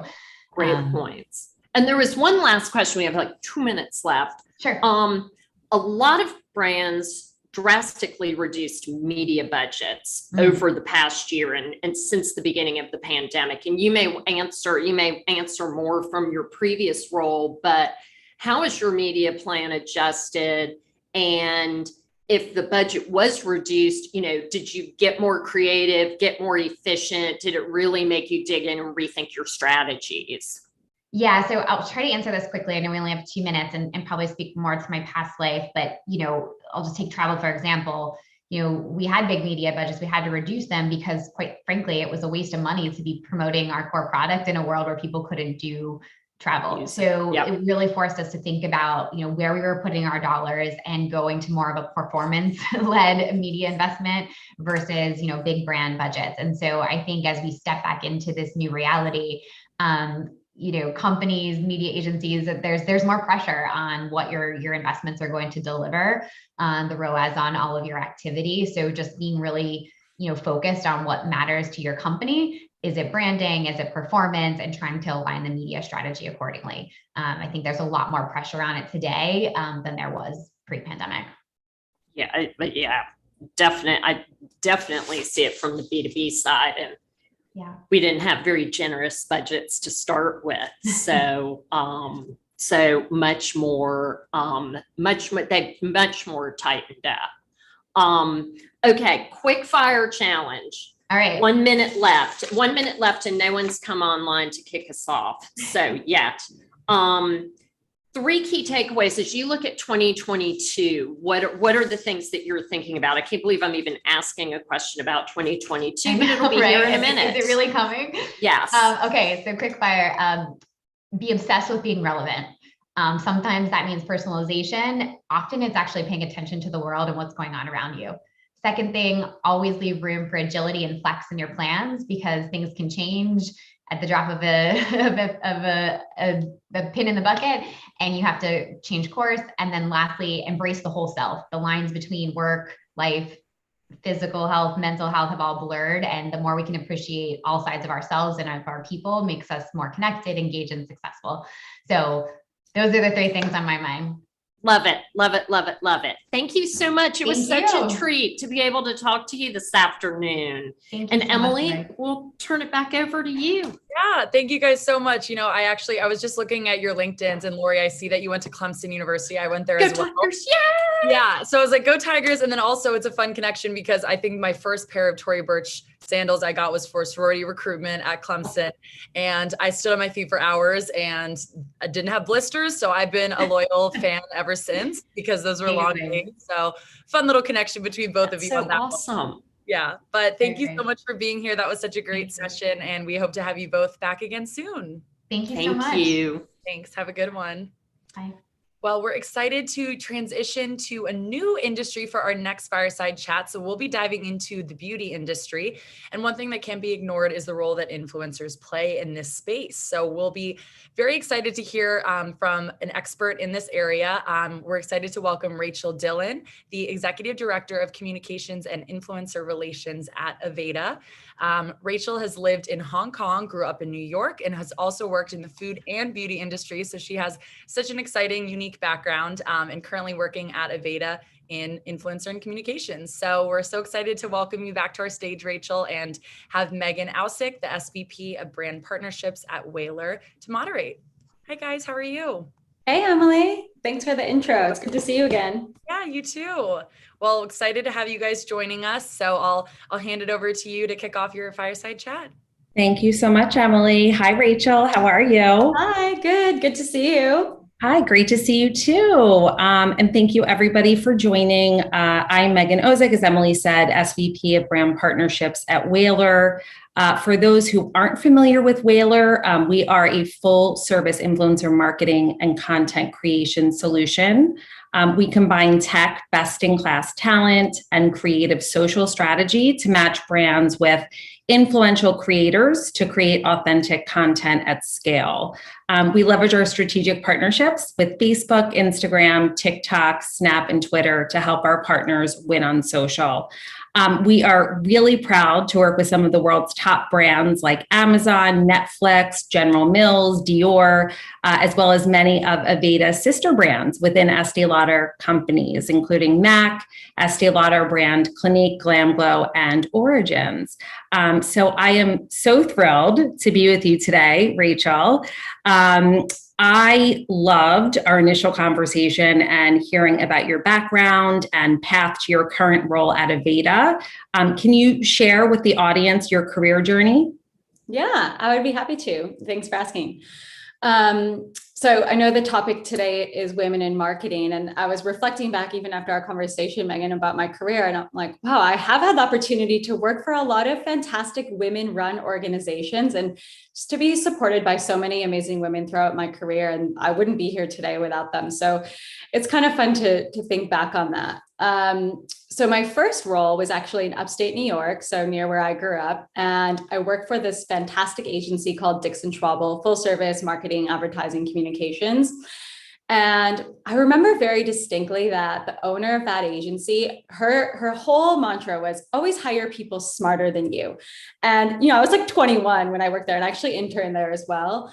But I still think about that, like literally every candidate I hire, I'm like, I need to hire someone smarter than me because they can teach me something. And I do think that, in the topic of women in marketing and comms, it can be so competitive. Women can be so hard and competitive with each other, but it doesn't have to be that way, right? So working at Dixon Trouble, though I wasn't there for very long, that was such an important lesson to take with me and to learn that at a very young age, as I've been able to, hire some people throughout my career.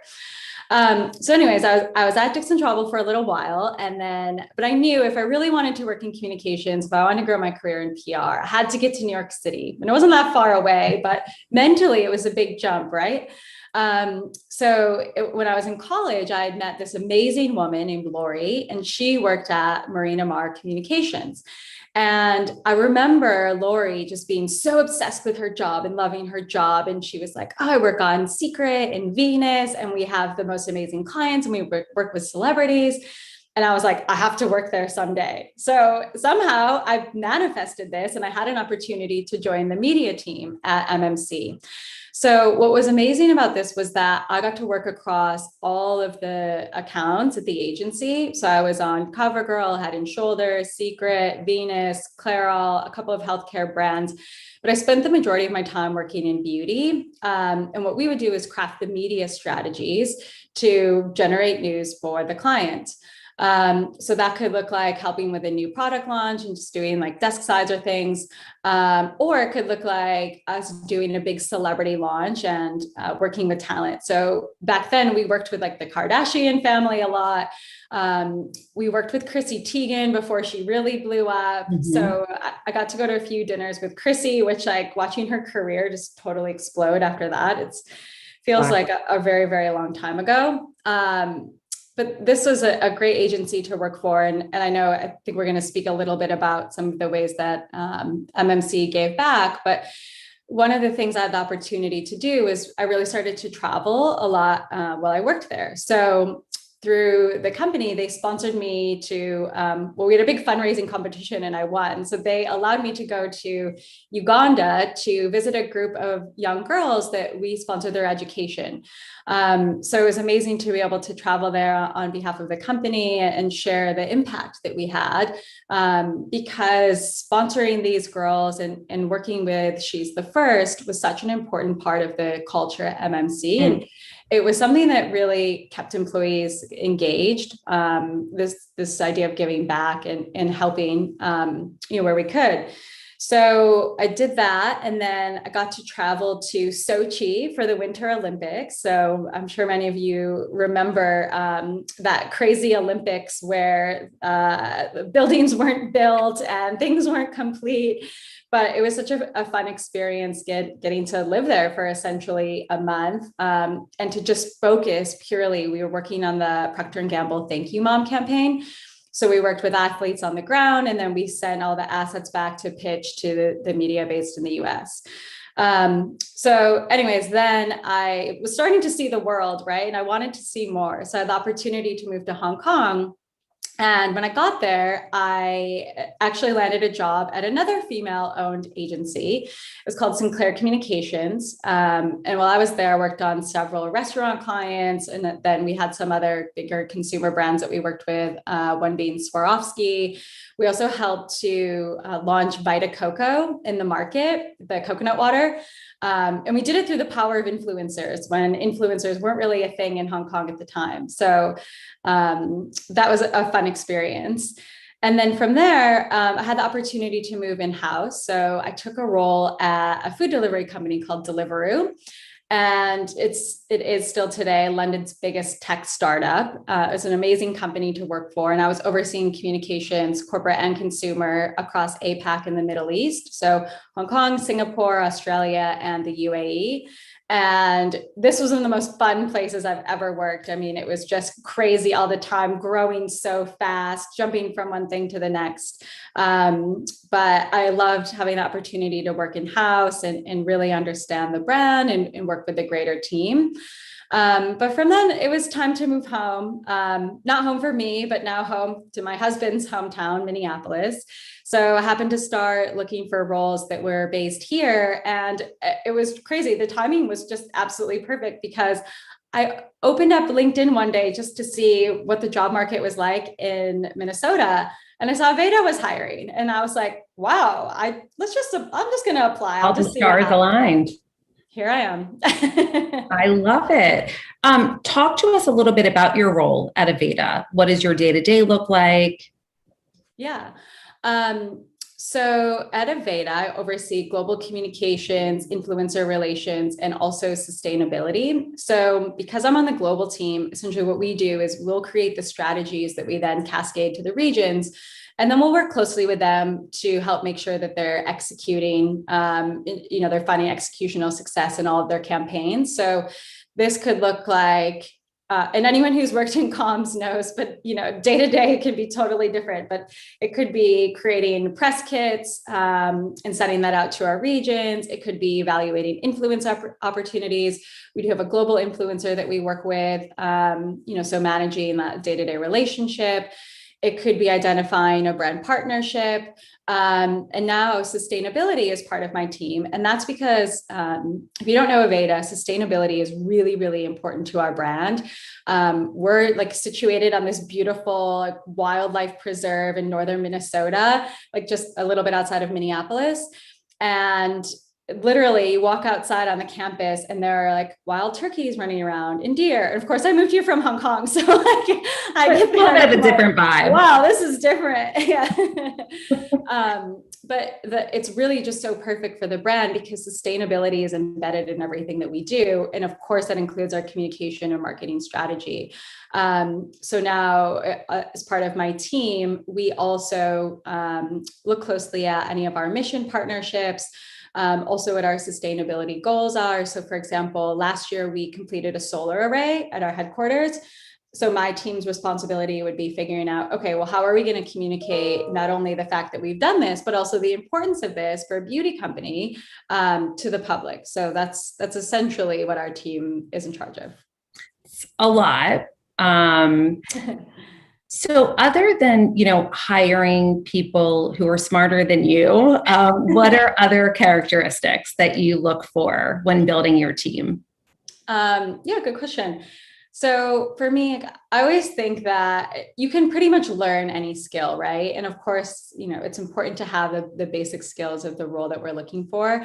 But it's really fitting into the culture. So positivity, because we spend a lot of time together, right? If there's a big launch or something going on, we are together nonstop. And of course it's virtual now, but sometimes that makes things even harder. So making sure that, the candidate has a really positive can-do attitude. I would say adaptability.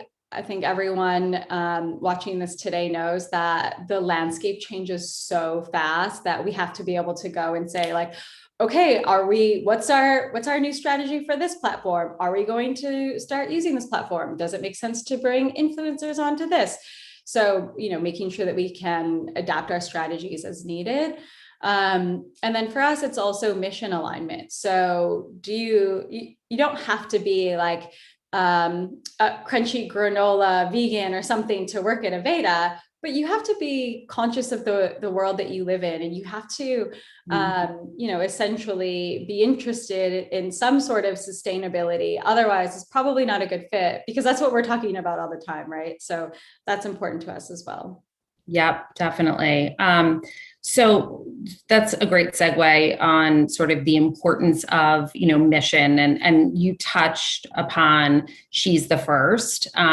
Love to sort of dig into your involvement with that organization and just, the importance, because I know you and I talked a lot about this, about really working for organizations that lift women up and prioritize giving back. Yeah. It does feel like a little bit of a theme in the conversation, I guess, in the sense that it's about hiring people who are smarter than you and empowering the women that you work with, empowering the women around you. And at MMC, working with She's the First was a really important part of the team culture and the way that everyone wanted to give back and wanted to help. And we worked really closely with the founders. And She's the First has grown so much since we worked with them. This was many years ago. So I'm sure they have many corporate sponsors that they're working with now. And I still follow along with those girls, and they're doing amazing things. But for us, it was really important and a consistent part of our internal communication narrative. So much so that it wasn't just, oh, let's do a fundraising competition and make a donation to this organization and it's over. It was, how are we continuing to care for and stay connected to these women that we're supporting? And when I got back from my trip to Uganda, I had noted that there was no girls only washroom at school. And we know that if there's no washroom for the girls at school, if they go to school and they have their period, then oftentimes they will just skip a whole week because they don't want to go in the restroom that they have to share with the boys. So at Marina Mar, what we did was raise money to build the washroom at the school. So it was actually after I had left and moved to Hong Kong, but I remember getting an email from my old colleagues that said, hey, that washroom that we initiated while you were here has just been completed. So it was amazing to see that. And it's something that the whole team was really proud of. And I see that now at Aveda. Not every organization I've worked with has had such an emphasis on CSR or sustainability, but both things are really important, right? So at Aveda, we give back around clean water, and we do that because ultimately it helps women. If women have clean water and they don't have to walk for hours a day to go and get it, they can focus on education, they can focus on building their own businesses. So we work with a partner called Charity Water now, and Charity Water really has an emphasis on transparency. And through our work with them, we've really been able to see the impact that we've had on the communities that we're donating to. So that's amazing. And I know something the entire Aveda team is really, really proud of as well, and very important part of our culture. I love it. And I just love like the enthusiasm and the spark that you have when you talk about the organizations that are doing things that are sort of like bigger than ourselves. Because I could not agree more. It's incredibly important, and it makes people feel, like they are part of something bigger and mission-based. So I want to sort of shift back to female leaders. You talked about, having sort of these mentors along the way. I know that we've both had the opportunity to work for women who have, extremely high expectations, and they've mentored us and challenged us and pushed us. Would love to talk about your experience at Deliveroo and how it, sort of impacted you personally and professionally. Yeah. For the audience, and what I was explaining to Megan the other day is I had this amazing boss at Deliveroo who was very intense, and she was intense because she believed in us, but she also had a reputation. She was once referred to by the Daily Mail as the pit bull. So you can imagine how she was to work for.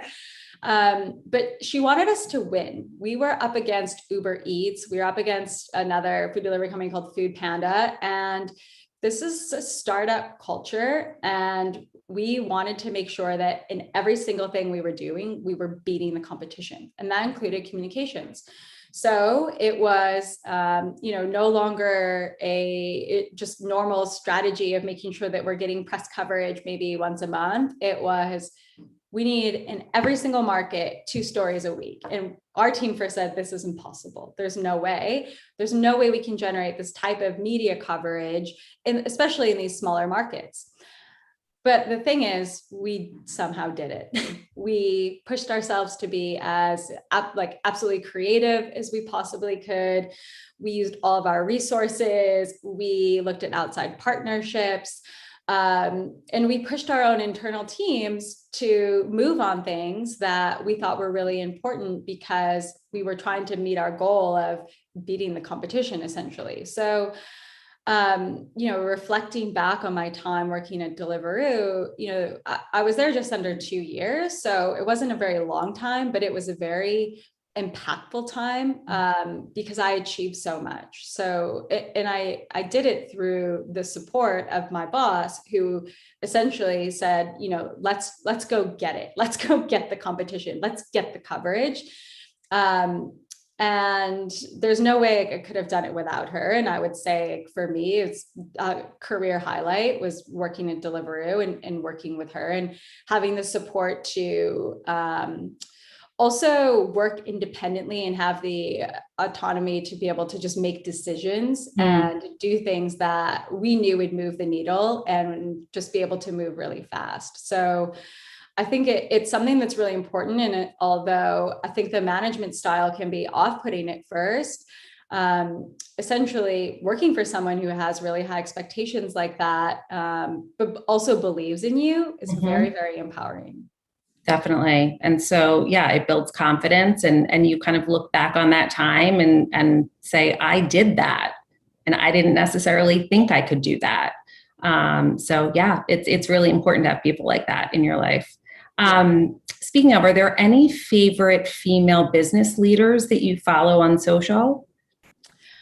That's a good question. And I have maybe a random answer, but right now, the accounts that I'm like obsessed with following is the Peloton community. So I'm a big Peloton user since I moved here, and it's not as easy to actually, there's a Soul Cycle, but it hasn't opened yet because of the pandemic. So I got a Peloton, luckily, right before the pandemic. But what I love about the community is that all of the instructors, they really, really support each other and are always lifting each other up. They're always talking about how amazing the other instructor is.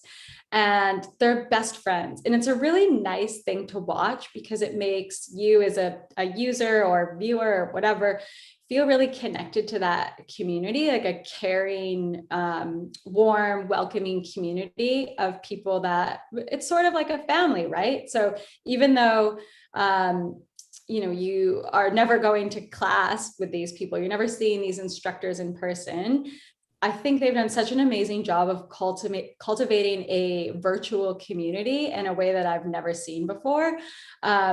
So I've been just loving following their journey and seeing how they truly support each other and embrace this idea of the Peloton family and community at large. I think it's really, really special. And I think what a lot of organizations strive for. I love that.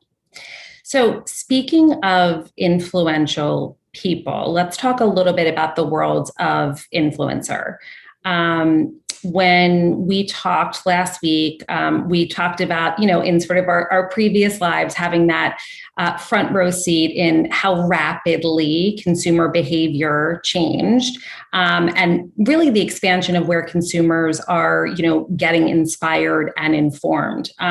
You had talked about in your earlier PR days, in addition to traditional press, you started to engage what we then called bloggers, and today call influencers. Can you talk a little bit about that shift? Yeah. Oh my gosh, it's been such an interesting journey. So when I was working at Marina Mar, I really focused on traditional media, so print media, online media.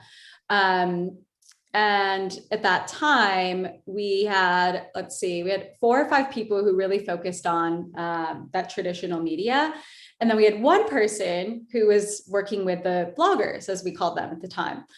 But while I was at MMC, that team really, really started to grow. And that's when things really started to shift. So I remember very distinctly being in a meeting where they said to us, okay, guys, there's something bigger going on here. We can no longer call these people bloggers, they're influencers.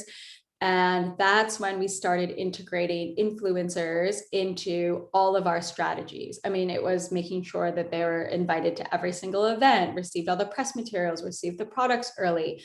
But also at the time, and we still have to do this today, but there's a delicate balance of how do you integrate influencers into an event or a dinner with traditional media? Because there does still have to be a separate strategy and a lot of consideration being put into how you tackle both. So for us, like now, it's creating a special narrative for the media versus, maybe for an influencer, depending on who the influencer is, it's maybe focusing on that special narrative, but also just making sure that they're helping us get news out in real time. But what was interesting too is so I moved to Hong Kong sort of when the shift was happening, but then when I got to Hong Kong, things were still a little bit behind. And I remember sitting in meetings with my greater team and talking about our press strategies and how we were going to engage press and saying, well, hey, what are we going to do for influencers? And we were just starting to introduce this idea, and we were really just starting to build our roster of who the local influencers were and how we could embed them into our strategy. But I remember when we were launching Vita Coco actually in Hong Kong, we knew that having a good influencer Instagram strategy for their launch was really important. So we put together these super cool mailers where we had these treasure chests full of coconut water, and we shipped out a ton of coconut water to the influencers. And I remember everyone was like, oh, wow, that really helped to move the needle, got a ton of engagement, a ton of likes, and started to get people talking about the launch in Hong Kong. Of course, now influencers in Hong Kong and China, I mean, it's huge, but it was just interesting at the time to look back to see, how we've come a very, very long way in actually a short period of time in the space. Absolutely. At Whaler, we talk a lot about the importance of authenticity when it comes to influencer partnerships. We certainly pride ourselves on, matching our brand partners with creators that are true fans of the brand and can really authentically tell that brand story. And I know, at Aveda, authenticity is incredibly important. How do you and your team think about that within the context of influencer? It is the most important thing to us at Aveda.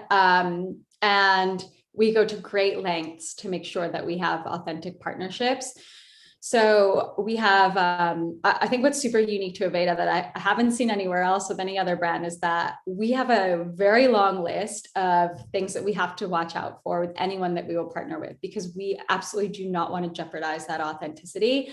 And with a brand like Aveda with really, really strong values, and this is a 40-year-old company. So it's not a brand that's just been around for a couple of years where maybe things are a little bit lighter, so to speak. This is a brand with very, very deep values. And, we are talking about things that are very important to us. For example, we announced earlier this year, just in January, that we're 100% vegan. So now, of course, Aveda is not going to partner with an influencer who loves going to McDonald's on Saturdays for a treat, because that just wouldn't align with who we are. And like I said, you don't have to be vegan to sit with us, but if you're going to represent our brand, then you have to live a conscious life. So that's something that is really important in everything that we do. And even with partnerships. So we're launching this year our first ever designer partnership. And we decided to work with the brand 3-1 Philip Lim. And we had some media interviews yesterday with Philip Lim, and it reminded me how aligned we are in terms of our brand values, in the sense that we talk about sustainability, not just for the planet, but human sustainability, how we talk about caring for the world around us. And Philip Lim is not, I guess, a paid spokesperson for our brand, right? He's not a brand ambassador or brand advocate, but I mean, I couldn't have written the talking points better myself. The way he was talking about our partnership and his enthusiasm for the partnership, it comes from a place of authenticity. We've been working together for more than 10 years. We started working together at Fashion Week, and then the relationship and the partnership has evolved over time. So it was sort of a natural next step to say, okay, we want to do a designer partnership. We want to create a collection with a designer. Who can that be? Let's work with Philip, because his brand is so aligned with ours. And obviously, brand partnerships are so important now, and we're seeing so many of them. But to build one that is truly built on this foundation of authenticity feels so real and so easy to talk about at the same time. So I'm hoping it's now launching, so you'll be able to see hopefully all the press coverage and the influencer stories, and it's now on our website. But I think that's going to come to life in a really, really special, unique way, because it has that foundation and that strong story. I can't wait. There's nothing better than thinking, I couldn't have written that script better. Right? It's a really, really good feeling.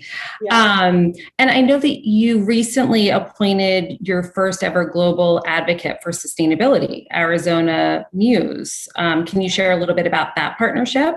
Yeah. So in the brand's 40-year history, we have never had a global brand ambassador. And we've talked about, I mean, I joined the company almost 4 years ago, and we've talked about a lot of different people, a lot of potential candidates. And it's very, very hard to find someone who, matches up with everything that we want to do. And what's amazing about Arizona is that she's a model turned sustainability activist, and she's really dedicated her whole life to educating herself on sustainability. She just last week went to this amazing course in Spain all about regenerative agriculture. So she's educating herself, but she's also educating all of her followers. So although Arizona might not be a celebrity in the traditional sense, what she's able to do for our brand is help to explain to consumers why the things that we do in sustainability are important. So why is solar important? Why is recycled packaging important? Why is transparency in sourcing important? It's some of the things that are a little bit harder to convey, that she can translate for us, but also because of Arizona's lifestyle and the fact that she still is modeling.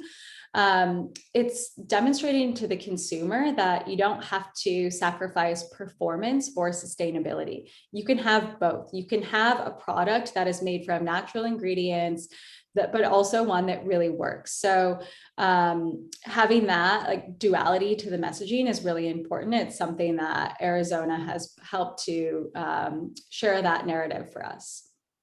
Amazing. Speaking of brand ambassadors, can you talk a little bit about your stylists, the stylist ambassadors, and just like their incredible enthusiasm for the brand? Yeah, I think I was telling you when we spoke on Friday that I think Aveda is a brand that's so lucky in the sense that, we don't have a ton of employees. However, we have a huge network of stylists who work at the Aveda salons. And most of them went to Aveda Institute, so are very, very familiar with the ethos of the brand, of course, familiar with the products. And they live and breathe the brand every day. So we had an event just a few weeks ago, actually, a virtual event, though I was there in person behind the scenes. And it was amazing to be able to once again interact with the stylists who are living and breathing the brand every day and to understand their passion for the brand. So how that translates is these people are micro influencers at such a massive scale for Aveda. So being able to work with them and tap into the power of their audience and their network is something that's really, really important and special for our brand, because they can go out there and share all of the amazing things that I just spoke about, like Arizona, for example, but they're telling their guests in a different way. Not just through their social channels, but also when they have their guests in the chair for how long have you sat at the salon? 1, 2, 3. I feel like I've sat at the salon for like 4 hours at a time, right? So you have this person in the chair that you're educating on how amazing the brand is, some of the brand milestones, whether that's like, doing something for Earth Month, whether that's the holiday collaboration that I just mentioned with Philip Lim. So I think we're in such a unique position to have this like army of ambassadors essentially for the brand just built into the network. It's amazing. So just, being mindful of, audience members and some that might be sort of starting out and figuring out how to navigate their careers. You're obviously a very accomplished marketer, but just curious, what's been sort of your biggest challenge so far? And then I would love to hear like something that you're most proud of.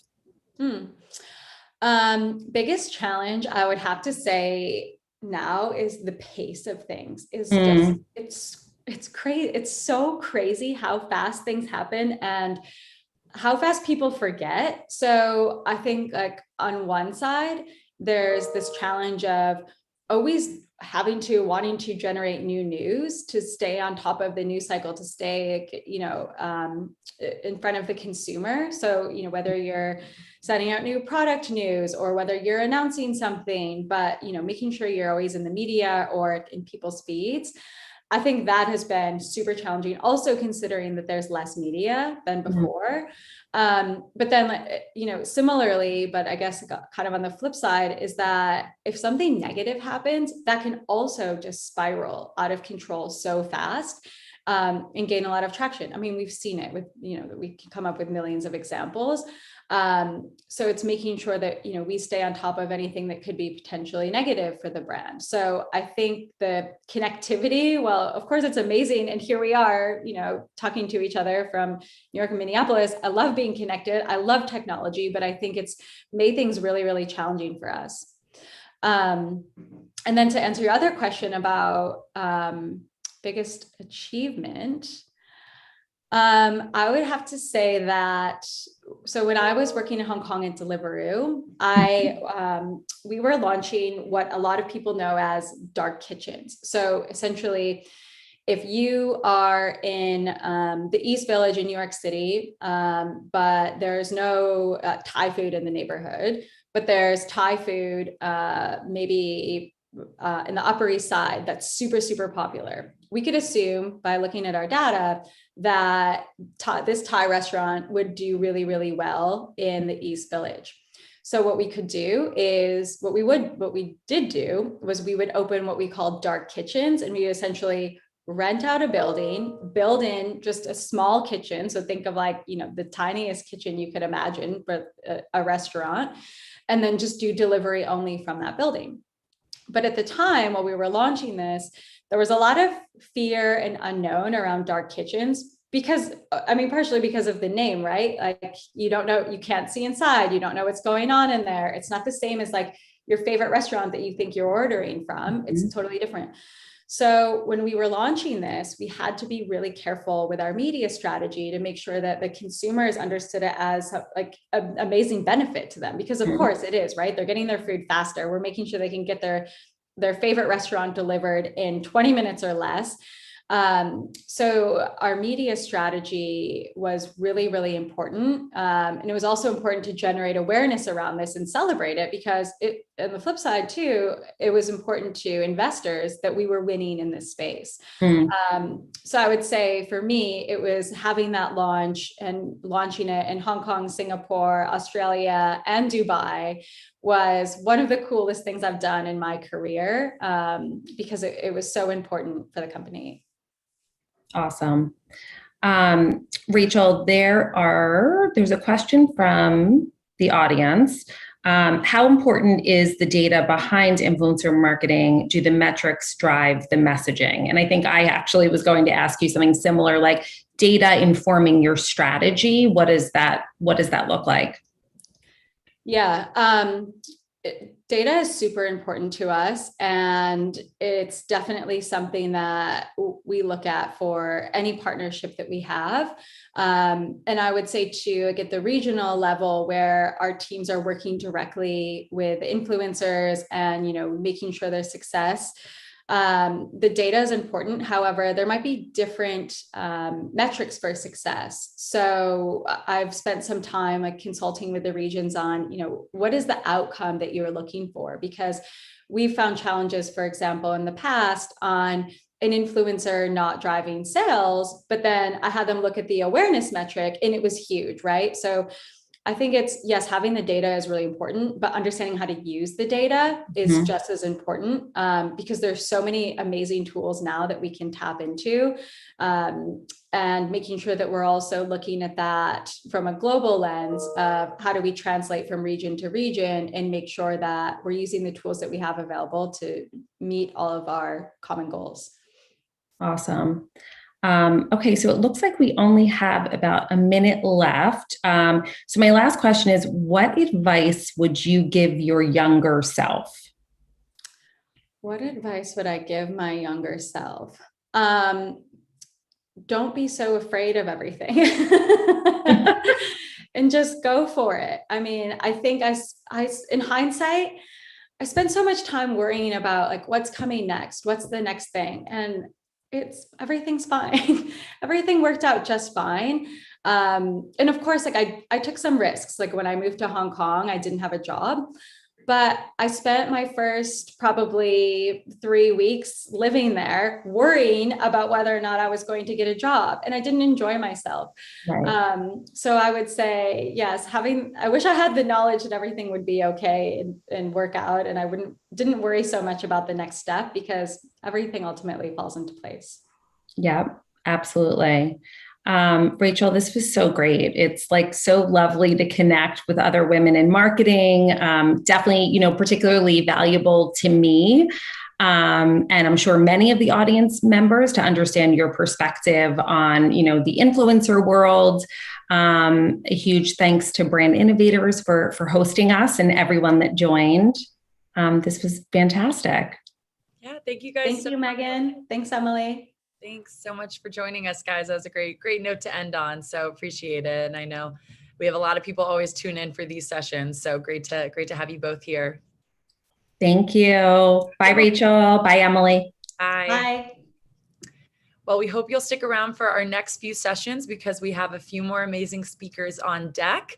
So without further ado, I'm very excited to introduce our next panelist. We'll be hearing from Casper's Vice President of Brand and Consumer Marketing, Alicia Parker, and her moderator will be Corinne Casagrande, the Senior Vice President of Strategy at Broadbeam Media. Welcome, Alicia. Thank you. I'm excited to be here. Glad to have you here. How's your day going so far? So far, it's been amazing. I really loved getting to hear Amanda and Rachel speak. Yes. Oh, I'm so glad. We love when people are able to tune in and kind of hear back from some of the other speakers. So appreciate you joining in for those. And hopefully, everyone will be able to gain some great insights and value from your session the next, 45 minutes or so. So I'll hand it over to Corinne with that for you guys to kick off. Thank you. Thank you. Hi, Alicia. I'm gonna start and ask you how you slept last night. I always sleep well on a Casper, so Yeah. I slept very well. Yeah, I need one essentially, or I need some kids to sleep through the night a little bit better because they're getting too old. But I completely agree with Casper's idea of what could happen with a more well-rested world. And I think as women in marketing, we all feel that at some point because sometimes it just feels like there's not enough hours in the day. So I'm so excited to talk to you today. I know we've been talking a bunch about everything you've done at Casper, but there's been a whole lot before Casper that's equally as interesting and to me makes you such a well-rounded and interesting marketer. You've really worked at brands from a lot of angles, including but not limited to generally as a strategy consultant on the agency side, on the creative agency side, at Ralph Lauren as in marketing, as well as the Peninsula where sales kind of also came in under you for marketing, and most recently, obviously at Casper. In all of those roles, I'm really curious how you think about the most essential skills that were important to helping you be successful in all those roles.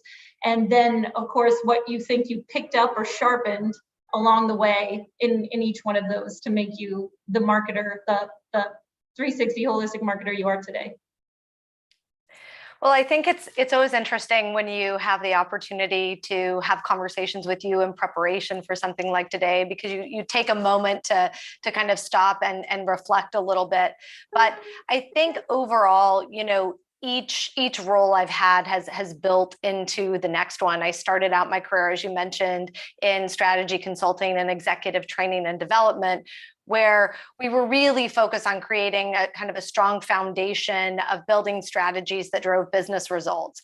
And we were so heavily focused on working to understand how strategic investments maximized ROI and shareholder value. And I think when you start as a generalist and you're working across many different industries and you're traveling globally and seeing what's similar but also different across each of those, when you then start to go deeper on the brand side, you have an ability to kind of look back and say, you know what, here is something that happened in this industry that I can now put into this category, or I learned this and it accelerated growth and now I'm excited to try that. And I think even though I haven't been on the agency side in a while and I've been on the brand side, some of my favorite conversations continue to be with former colleagues and people that are on the agency side, because they're continuing to work across brands and continue to have that unique perspective. So, as you mentioned, I think working on the strategy consulting side created a foundation. And then when I worked on the agency side with brands like Sony and MTV and Samsung, you really started to see, whether it was technology or entertainment or fragrance, what are the trends and things that are really going to help build the business at the same time as build the brand. And so by the time I got to my first brand role, which was at Ralph Lauren, I really had embedded in me that you didn't want to have a trade-off there, and that there was a way to really focus on building brand while at the same time building business. And I think today, when you look at Casper, there's such an opportunity to continue to build in a brand that isn't yet that old of a brand. It's only 7 years old. And it's very adept at performance marketing, but it's the power of those two things together that continue to accelerate growth. And so I think overall, when I look at everything I've done, I think and it was echoed earlier today, but it's really always putting the consumer at the center. That really drives your vision and your strategies, how you leverage data, as well as just building out consumer experiences in general. And the second thing is really empowering and investing in your team. I think really making sure that you're flexible and adaptable. I think the last 18 months have certainly taught us all how to be both flexible and adaptable. But I think the same is really important in a management style. And I think starting out at a company that was really focused on strategy consulting and executive training and development, it wasn't just doing the work that was important, it was how the work got done that was equally important, and really making sure that you're thinking that through and helping your team to understand in these complex organizations and environments, how can I show up and be a really strong cross-functional partner within the organization? I think we're seeing now where you can get data from, so many different resources, and there's so many different channels. As a marketer, the success really comes from that combined team effort. So it's really important to build those cross-functional relationships. And I think overall, I've also just seen a valuable thread emerge across each of these organizations, that when you're able to tap into culture, you can really authentically connect with consumers. And so when I was on the agency side, we launched the Rock Band franchise that included the Beatles Rock Band. And that was the first time anyone had ever had the opportunity to even experience the Beatles music digitally. It wasn't even on iTunes yet. And that first digital expression, where we were able to recreate Abbey Road and invite people into that world and actually participate in that iconic walk, not just as a still image. I think it's something when you can connect emotionally and really tap into things that are important to them as a brand, you can start to build a relationship. And I've tried to do that, whether that was at Ralph Lauren or Peninsula or at Casper. Yeah. So that, speaking of cultural relevancy, and knowing certainly that all the brands you've been at most recently are very embedded in culture and use culture in a lot of ways. And certainly your track record shows that you've been able to tap into culture successfully in all these different brands. my question is, how do you stay plugged in? How do you know that you are doing it right? How do you be brave enough to put something out there, especially to tap into culture and get those exponential benefits? And what does that process look like for you? Or is it, how do you deal with the mitigating the risk of playing around with tapping into culture when it comes to brand? I think you need to have a strategic approach, but also, to your point, be willing to take risks and to be brave as a marketer. And so I think there's an opportunity now more than ever to take more calculated risks. So, I think that starts with consumer insights and really understanding foundationally what's important. And so at Casper, we really aim to solve sleep problems. And so we can tap into that. And, we learned that one of the top challenges that people have falling asleep is sleeping hot.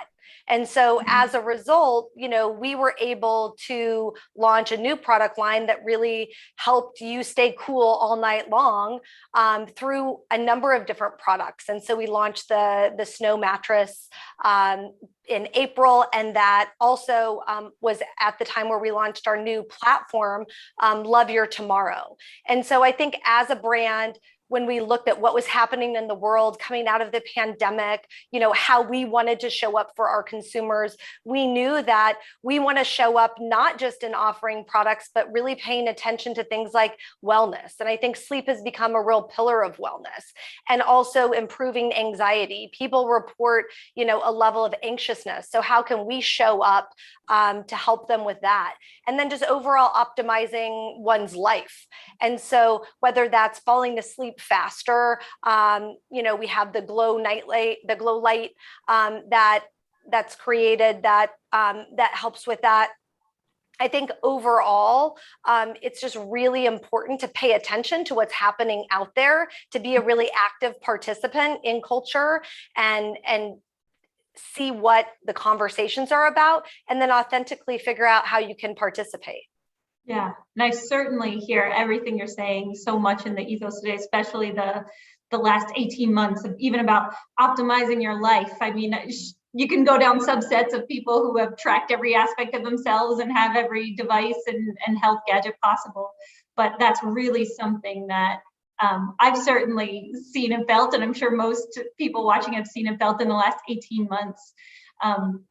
How much has post-pandemic, you came on this job, and all this happened, how much have consumer behaviors changed over the last 18 months and that you've seen or that have impacted your strategy? Obviously, you've really picked up on the zeitgeist of pandemic wellness and but definitely tapping into a zeitgeist there. Is there anything else from a consumer behavior point of view, or just generally from media consumption to conversations that kind of surprised you, or was something that you thought was a really great opportunity for Casper in this past year and a half?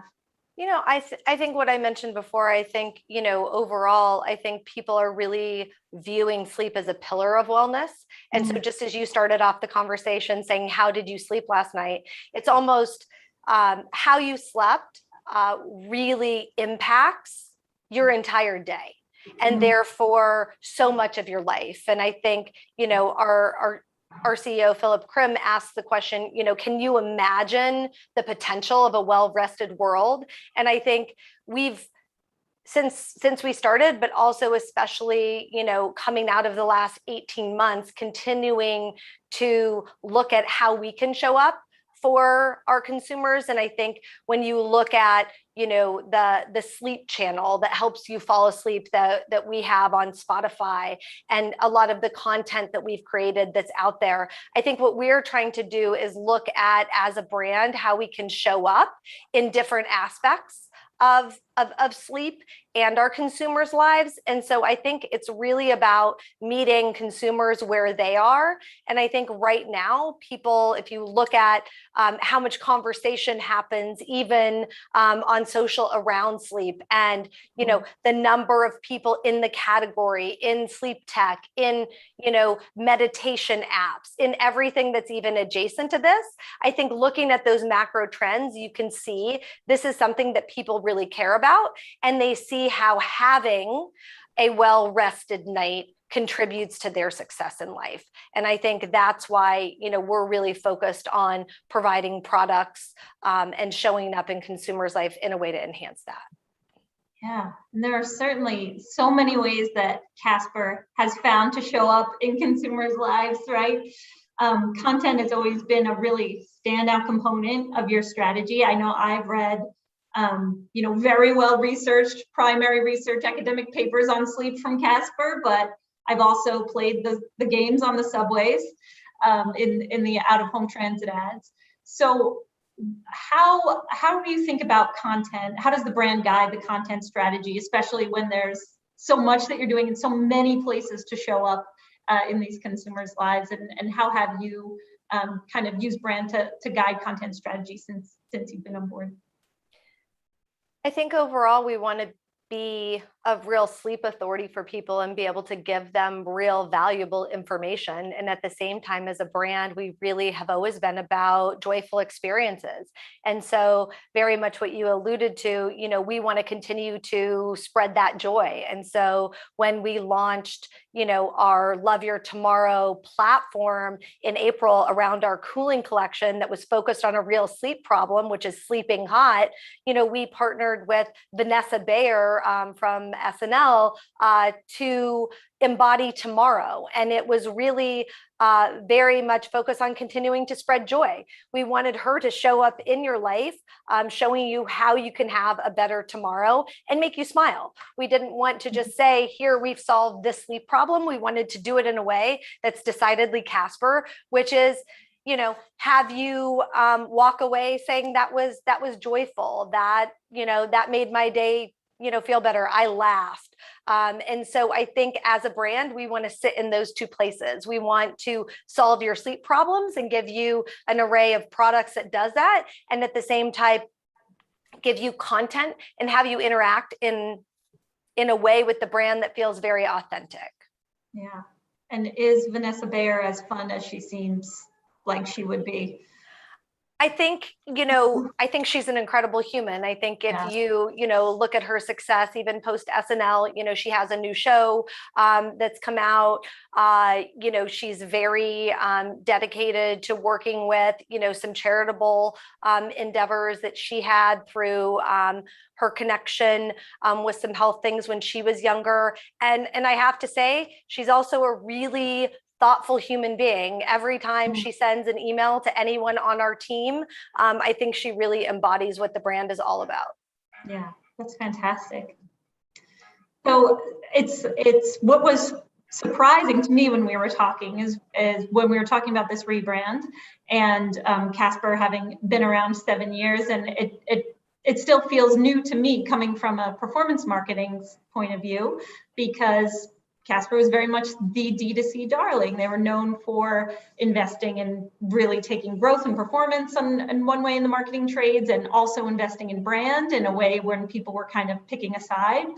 And to your point about being a business leader who understands that brand can drive business results, and even having a sales team report to you, and all of these things that really make you do deep brand work, very respectful of the bottom line.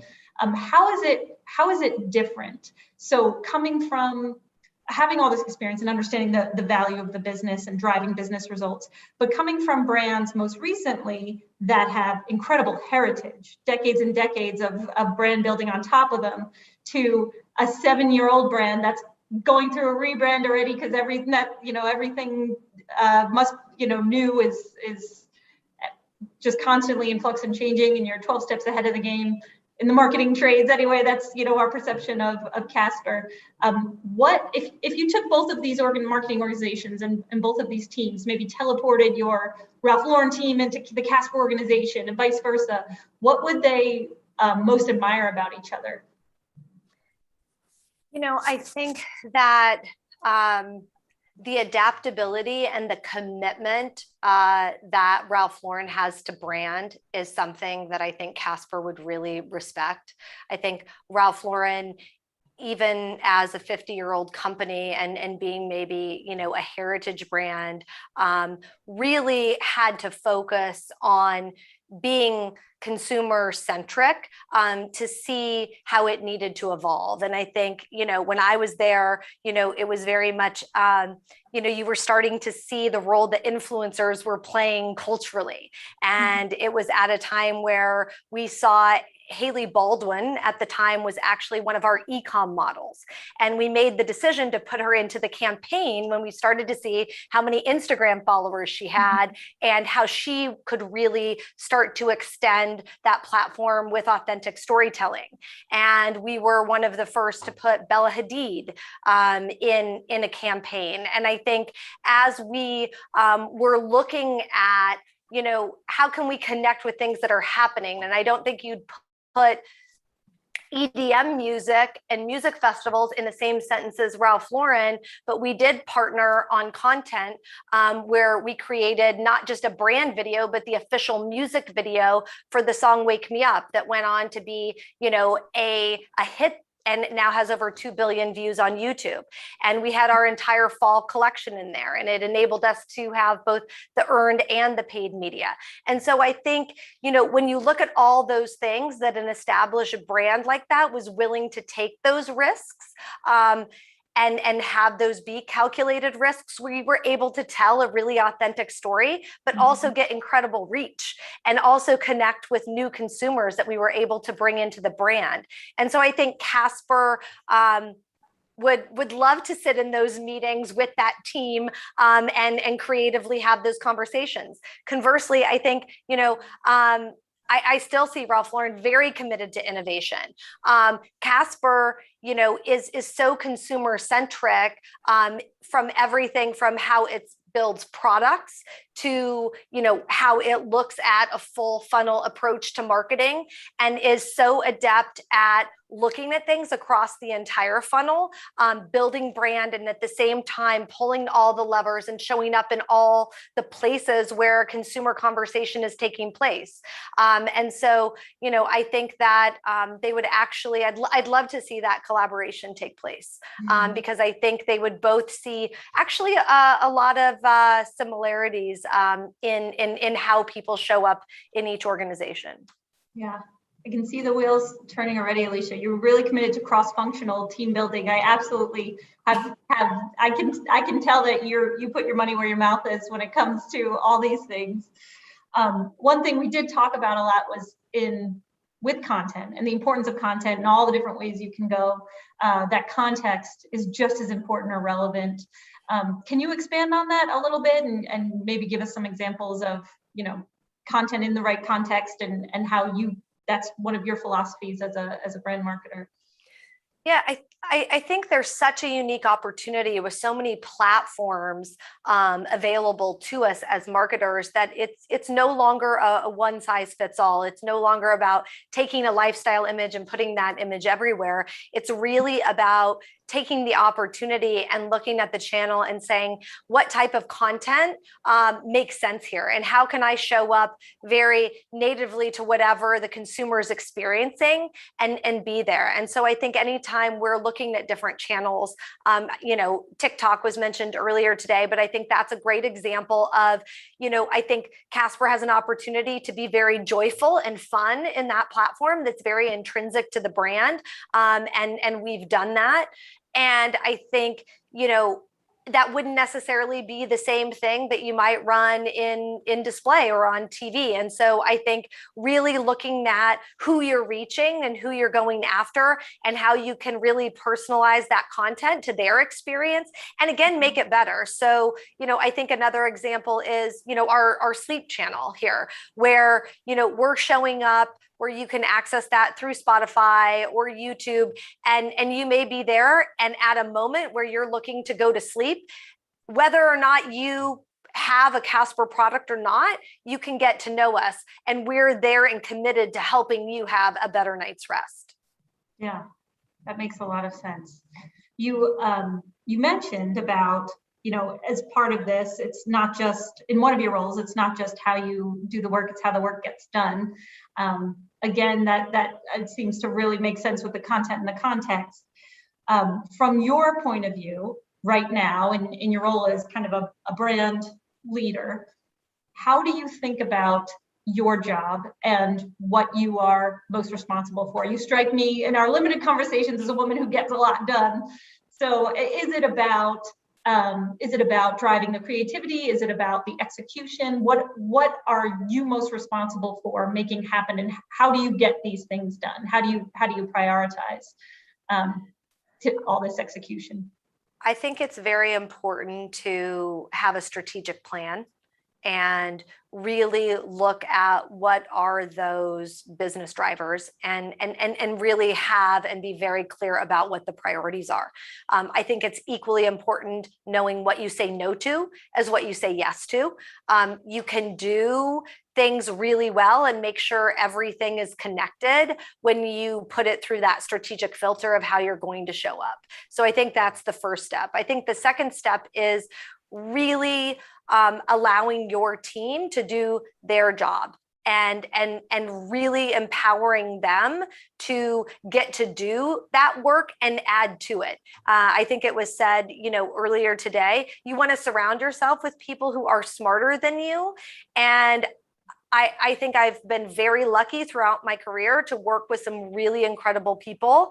And I always seek out people that have different points of views, that will challenge, what's being said in a meeting, because I think it's really through those robust conversations and the trust that you build within a team that you get to the best place. If you just have everybody in a room and you're nodding your head saying, yes, this is what we should do, that's probably not a good sign.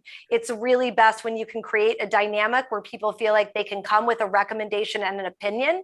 And I always like to say, my job is to show up and make the best recommendation based on what my role is here.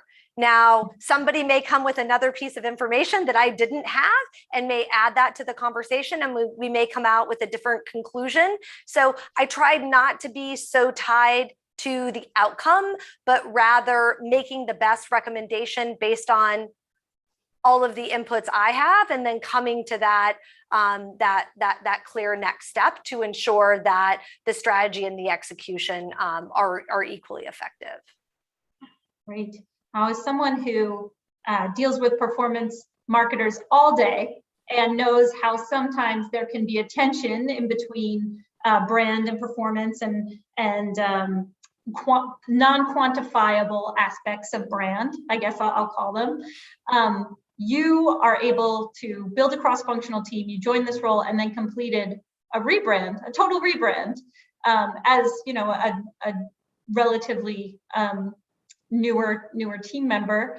And I'm curious, as for those of us who maybe kind of sit in the performance world and want to be able to talk about the value brand, or just brand marketers who are trying to do that themselves, get a rebrand through and get all that buy-in in the organization. What advice could you have for people like us? I think it's really about having conversations with stakeholders, and launching a brand platform like we did for Love Your Tomorrow doesn't happen with one person, right?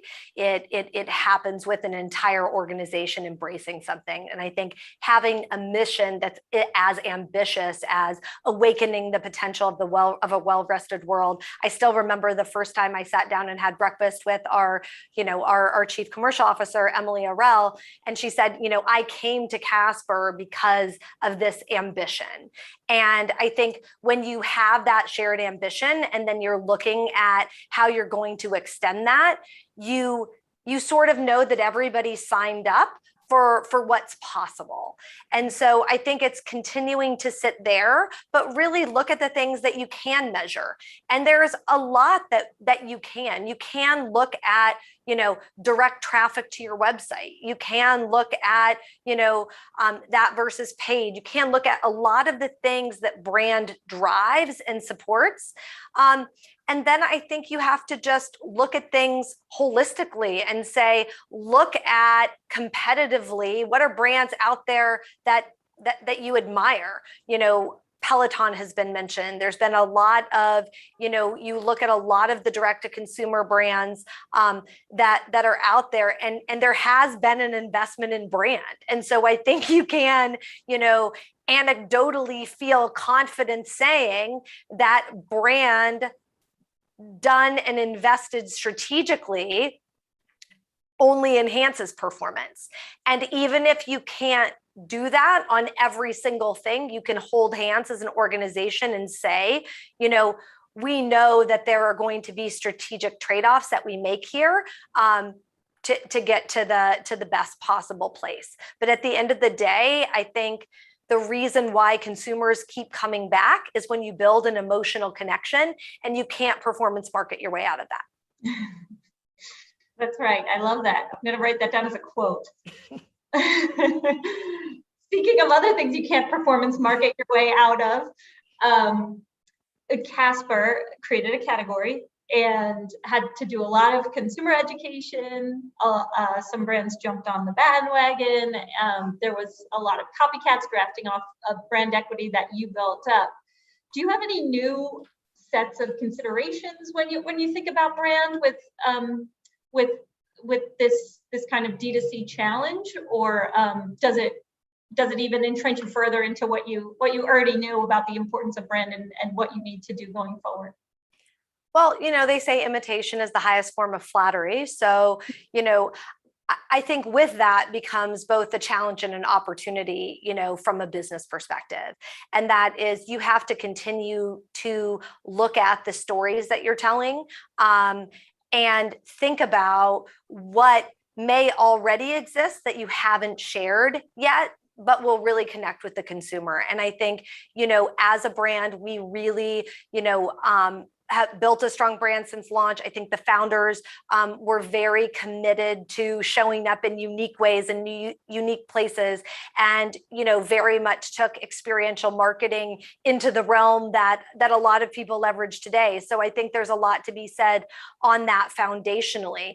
I think as a space gets more and more competitive, you have to think more uniquely about how you continue to differentiate and what are those stories that you're going to tell. And so I think there are some stories that, how we created the mattress and, why our mattress is the best mattress out there, and why our suite of products are the best sleep products out there. And we are certainly focused on telling those. And Casper, has a proprietary formula for how we put together a mattress, and that's called 4D sleep technology. And we look at the 4 dimensions of sleep, and your sleep isn't one dimensional, and we don't think your mattress should be either. And so really caring deeply about each of those, and looking at alignment and time, how long it takes you to fall asleep, and temperature, making sure that there's temperature regulation, and having that Casper signature feel in terms of touch. And I think when you have a product team and Casper Labs that is so focused on making the best products out there, you just continue to tell that story in new and different ways and bring that to the forefront. And I think consumers then learn more about your brand. But it's not that it's different than it was when you launched. It's just that there's more opportunity and territory to tell what's always been there. Yeah. So in thinking about, building this this organization and your cross-functional teams, we've mentioned that, we talked a little about the Casper, dozens of roles open. I want to say 50, but I feel like that's too high to be right. But, so somewhere around that realm, what do you look for in your 4-dimensional team of of marketers, or even, not marketers, because it sounds like we want all opinions and ideas on the table on Alicia's team. What do you look for? What would it take to get hired? What are some of your priorities when it comes to building your teams? I think it's really important to be adaptable. I think, in this environment that we're in, where, how you market this month may need to adjust slightly to how you market next month. I think it's really important to be able to do that. I think secondarily, I really look for people who are focused on finding solutions. There's always going to be a problem. It doesn't matter what industry you're in. It doesn't matter what organization you work for. And so how you show up and think about what's in front of you is really important. And then I think the third thing, and I don't know if I'm looking for this when I'm interviewing, but it's more of something that I just think is important for all of us, is really, really focusing on our health. And I think, waking up every day and thinking about a product and the suite of products like Casper has really brought that to the forefront of my mind, because sometimes we can become so busy at our career and wanting to make sure that we can reply to every single email and get everything done. Our plates are always going to be really busy, but I think when you take care of yourself first, the way you're able to show up adds more value to your team. It adds more value to your family and more value to your friends. And so I would just say, I would just encourage people to continue to focus on that. Wow. Has that changed you as a manager, coming to Casper and thinking about things like sleep and health and everything that's happened the past year and a half? Do you feel like there are things you do differently now in managing your team than maybe 2 years ago? I think so. I think that, there were times where, I can remember being in different organizations and you kind of see somebody leaving early with their gym bag and you're still like doing, whatever you need to be doing to finish out the day. And you're like, oh, I can't believe that person's leaving.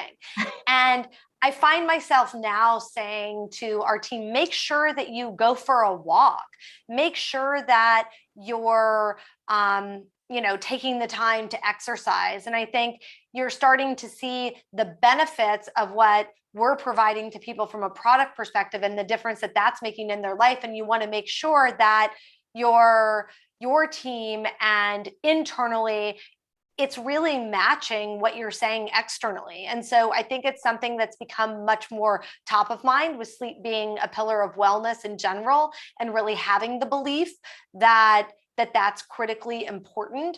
And I encourage everyone to do whatever they can to get a good night's rest, and whatever they can to make sure, that their health overall is a top priority. Yeah.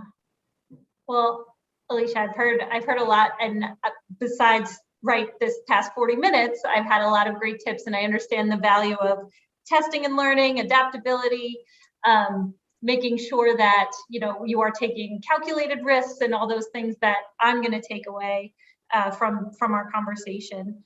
Is there anything else you think that you would want women in marketing to know, whether about I actually, like my career, I have two stories, one that kind of revolves around what happened in maternity leave, and the other that's the narrative I tell people that, is a little bit revisionist history. So is there anything else you'd want to share with women in marketing about careers? And, we've heard a lot of people ask, if you were a younger self, what piece of career advice would you give them?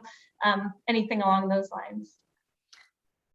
You never want to really sound cliche when you start to, think about these kinds of things. But I would say, when I look at the career that I've had, I've never stayed in the same industry, and I've taken a lot of risks, and it's always been a really big payoff. Going from, even on the brand side, Ralph Lauren, that was fashion and apparel, to the Peninsula Hotels, that was hospitality, to Casper. Those are three very distinct types of brands. And each, I had not worked in the mattress category before, but I do think allowing yourself the opportunity to take those risks, sometimes have the biggest rewards, and know that and have the confidence in yourself that you will be able to figure it out. I think foundationally, we are taught in, early roles in our career, what we need to carry that forward. And I think one thing I would just say is that, I was very lucky to have an incredible mentor in my first job. And so I would say seek out a mentor. It's somebody who I still talk to today, and I've maintained that relationship. And I think that's incredibly valuable. And then turn around and do that same thing for people throughout your career. I remember asking, how can I thank you for everything you've given me? And, he looked at me and said, you'll continue to do this for other people throughout your career. And so I think it's really important that, the topic women in marketing, that community is really important. As marketers, we're out there building communities all the time. And we know as marketers that it's very effective to leverage that. Build your own community and make sure that, professionally, that's comprised of people that are going to help and support you, because no one's going to come with a magic wand and say, you worked so hard, here you go, here's this. It really comes down to you seeking advice, having relationships, and being able to chart that path for yourself. And I think on the whole, most people really want to help other people in their careers. And so don't be afraid to ask. Great, thank you. So don't be afraid to ask, because we are in the Q&A portion, and you can feel free to ask. Alicia, anything you like? Hi guys. I think we're towards the end here, just because we have our next panelists on here, but thank you so much. This was such a great session, and I loved, your feedback at the end, Alicia, of just, taking what past mentors and people in your life have given you and using that to help usher in the next generation of brand marketers. So we really appreciate you speaking on our stage today. I know everyone tuning in definitely took a lot of value from that. Thank you so much.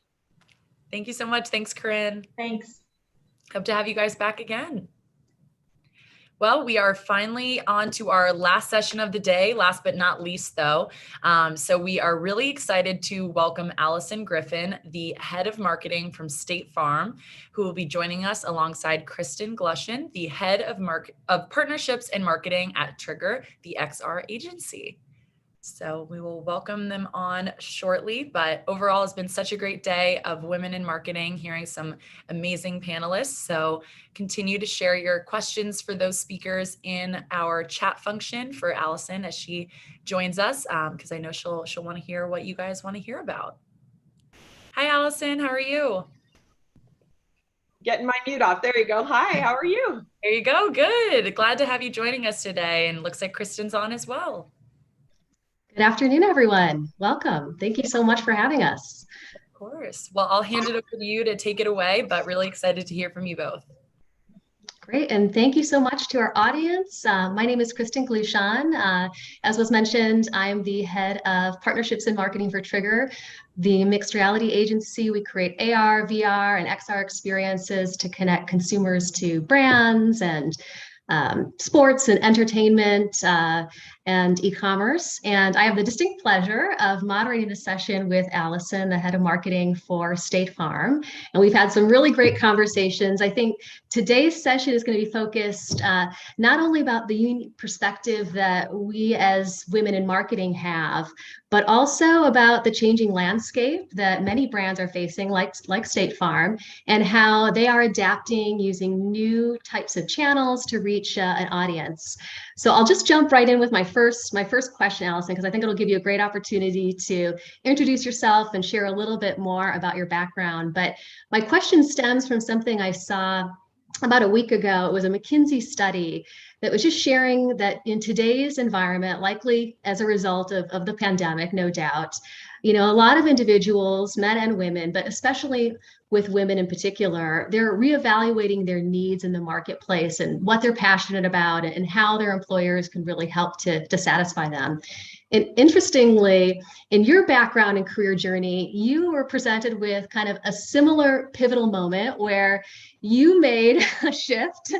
And I think it would be great for you to share your backstory and what you learned from that moment, as I think some of those takeaways can be applied to today's audience as well. Thank you so much. First of all, thank you for having me, and for all of the attendees listening in. I really appreciate you taking a little bit of time to talk to Kristen and I. Thank you. And so, pivotal moments. It's funny that you say that. I had a biggie early on in life, kind of pre-career, actually. I ended up I grew up in Silicon Valley, born and raised, and was around technology. And my mom worked at Hewlett Packard for, ended up being 43 years, as all was said and told. And so kind of was in that tech space and in that tech sort of mindset. But when I was young, I don't know why, I wanted to be a pharmacist. I was going to be a pharmacist come, what may. And I worked at a pharmacy when I was 15 and a half years old, and went to pharmacy school, year-round program for a doctor of pharmacy degree. It was like I was all in on this decision, and my parents were all in on this decision. And it was funny because I just vividly remember one day standing, filling prescriptions. I'll kind of raise my hand up, counting pills, 5, 10, 15. And I just thought, I can't do this. And I knew it before I had the courage to tell my mom and dad that I couldn't do it. and it's one of those things, talking to college students too, is just because you have this path and this track doesn't mean that it's set in stone forever. And it was a pivot and a realization to me that I had to feel passionate about what I was going to do, and that my support system would be there. Mm-hmm. And they were, of course. And I ended up going back to Silicon Valley. I was going to school away from Silicon Valley, and just trying to figure out what my next career path was. So I'll sort of pause the story there. But, kind of pivotal moment number one was thinking I knew from the time I was very, very young, and sort of setting it in stone with family and friends, that I was going to be something that I realized it just wasn't me. Yeah, and staying, I think, authentic to yourself, but also being open to change, even if you stay in your existing role, but finding the new in it is an important life lesson. Speaking of pivotal moments, I know we both related, and I'm not sure if it's been touched on as much in some of the earlier sessions, but obviously unique to women in marketing in particular, is a lot of us are moms. You and I both share that, and it also presents, I think, a unique perspective, not only as a woman in leadership, but also in how, we manage our teams. And I know in your career trajectory too, you also had, some unique experiences as a working mom. Can you share a little bit about that backstory, some of the lessons, and how you're applying that to your management style as well? Yeah. So, yes. So I'll kind of transition so working in that pivotal moment of pharmacy to what am I going to do? Ended up going into a marketing class, and just felt like the heavens opened up and sunshine was pouring down upon me. And it was like, this is where I belong. And that was a really wonderful moment for me, and to realize that I could have this great career, and it wasn't the path I thought. And so then fast forward, taking that career on in Silicon Valley, working in high tech, public relations at first, and then expanding into marketing, ending up doing a big bulk of my career at Hewlett Packard, just like my mom had done, although coincidentally separate from her, not because of her. And really focusing there. So that mom piece of seeing my mom as a role model, as well as seeing friends around, and kind of especially as Silicon Valley sort of matured, and with that working from home and flexibility, and felt like such a wonderful place to be able to start a family. And my husband and I did that. And we have 2 boys who are now 20 and 18, by the way, both at college. Crazy how fast My future. Yeah. Oh my God. But that change of working on site all the time and then taking advantage of Silicon Valley where teleworking was super accepted, being able to stay at home with a nanny, we were very fortunate for that.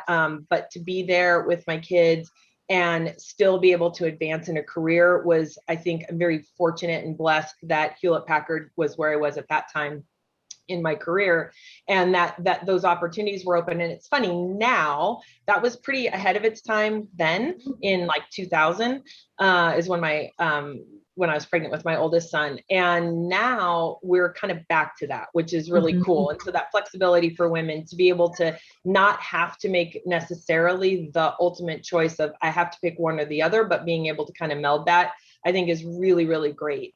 And then being able to kind of have that flexibility with the kids has been a really important sort of piece of my early career. Yeah, that's great. And I think it's important too, you know, as managers, because if we've experienced that flexibility, you want to obviously be able to pass that along. And I think in particular as women, you know, we oftentimes lead with empathy. I don't want to generalize, but I think just, you know, as women leaders, that kind of collaborative, empathetic, compassionate point of view is really critical and obviously kind of testament to being a mom. The other thing too is I think it also forces you to be sort of a ruthless prioritization master. And I don't know if there's any other words of wisdom, just as far as your management style, as women are looking to sort of move up in their career journey, especially in marketing, maybe from a junior to mid-level role or mid to senior level role, that you have for them based on your experience or what you're seeing in the marketplace.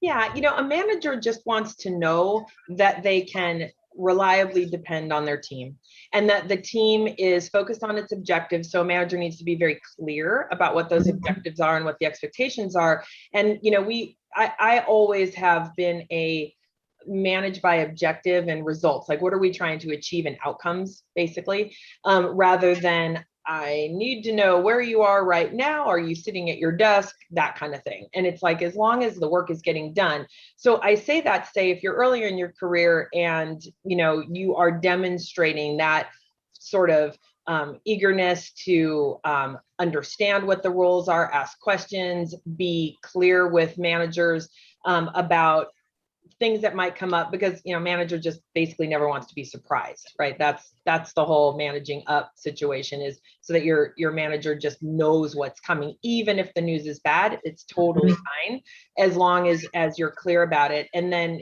that's kind of like on the responsibility, let's say at the lower level, where then managers will trust and understand and realize that, you know, you're dedicated and outcomes focused, which is great. And then if you're, you know, that first line manager or second line manager, it's giving that love and trust to your team, being clear with them, and giving feedback proactively so that they can learn and grow and feel great about it. And you can feel great about the team, that they're making the right kind of decisions wherever they're remote, especially in this pandemic world we're living in. And then as a leader, I think, you know, sort of if you're responsible for a department, it's giving that opportunity to your leadership team to give them the objectives, set them up for success, remove the barriers, and be the best kind of supportive leader that you can be. And those are just the kind of things from that perspective that I think are always universal truths that we can all deal with. Yeah, that's great advice. I mean, empowering your team, and speaking of empowering individuals, you know, we hear a lot about empowering other women within the organization. I think it was mentioned on one of the earlier sessions, the industry group chief. I'm actually also a member. I feel like we're both, Amanda and I are plugging it, but it really is about building a network from a support system. Can you share a little bit about how you are supporting other women within your organization, and, you know, what you found effective in building that network, how you've maybe leaned on it as well? Yeah, I think we need to pay back. And I know the last speaker, Alicia, was talking about this a little bit too, that she had a great mentor and then said, she asked, what can I do for you? And her mentor said, pay it forward, basically. My words, not her exact words, but it resonated with me a lot.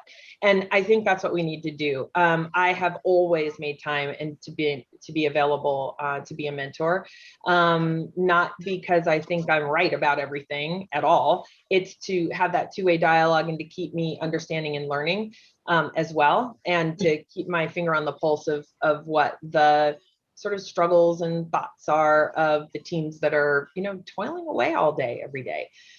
So I think that mentorship is important, and helping sponsor people is super important. Understanding what their goals are and championing them in the organization so that they have a voice beyond their own is really, really important.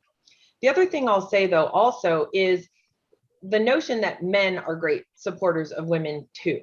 And probably one of the most important sort of mentorship but manager relationship I had was with a man at HP. And he gave me the opportunity and my family to move to Geneva, Switzerland for a year. And I say that to say, because at the time I was a mom with two small boys, a 3-year-old and a 5-year-old. And I think he could have very easily just sort of in his own mind, not in a bad way, but just sort of thought, who could this opportunity go to? Allison's got 2 young kids and her husband works, and that'd be hard to next, and kind of like file right through it. But he didn't do that. He gave me the opportunity to accept or pass on the opportunity. And I really appreciate that from him. And he really, didn't filter, asked. We talked a lot about it. What would it mean? What would I do? What about my kids? What about my husband? All those things. And I felt like he was such a big supporter of a working mom. And I only say that to say that, women support women, women should support men, men should support women, all of it, right? Like, we are people supporting each other in business and helping each other succeed, because when we do, we all, rise up the outcomes for the organization. Yeah, totally agree. I mean, I also have been lucky to have some really strong mentors, all of them men as well. And I think that kind of allyship is important to celebrate too. Allyship between men and women across, the sort of full kind of DEI spectrum as well. And so I'm really glad you brought that up. I think for any of our male audience members too, to sort of make note of the fact that it really does take that kind of championing one another so that we can continue to grow as women in marketing. Well, shifting gears a little bit, and thank you for sharing all of these personal insights. I'm sure we'll come back to them a little bit later too, but in your role at State Farm, you also are adapting as well. Obviously, it's a very established and well-known brand. Doesn't have, awareness problem by any means. But I know when we spoke before, you've been sharing a little bit about some of the new marketing channels that you've been exploring.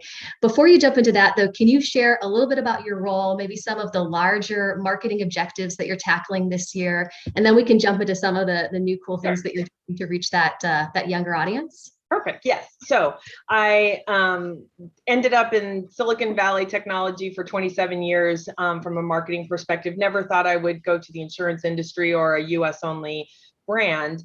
But pinch me, I think I have among the best marketing jobs out there.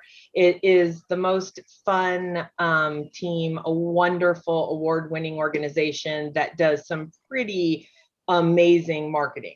And I was attracted to it because there are some things that the tech industry was doing in marketing that were a little more advanced than the financial services and insurance area that I could bring to make a contribution. Super important to me. How can I make a contribution in the role that I would take? I've thought that through with every decision that I've made in my career. And this was no exception. And so from a State Farm perspective, as you said, we don't have an awareness problem in the United States. We've been around 100 years and are the #1 insurer. So it's great, but we have a relevance concern.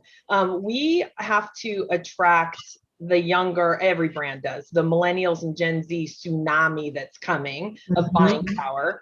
And we're in a category, unlike when I was in technology where we could drone our way to interest, if you will.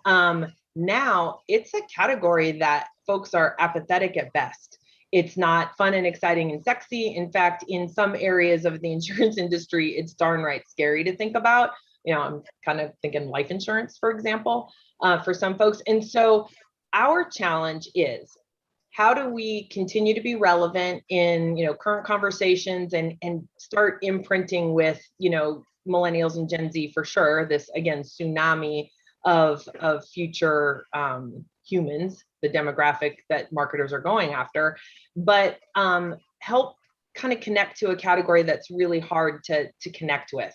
And what we're doing is really interesting things. Like State Farm's always been in live sports, and it was funny looking from outside going, oh, that's interesting. A lot of linear TV happens in the insurance industry, and you think about it, it's among the most competitive categories: alcohol, cars, insurance, maybe pharma, but for sure the other three. And so creating that linear, umbrella awareness is really important.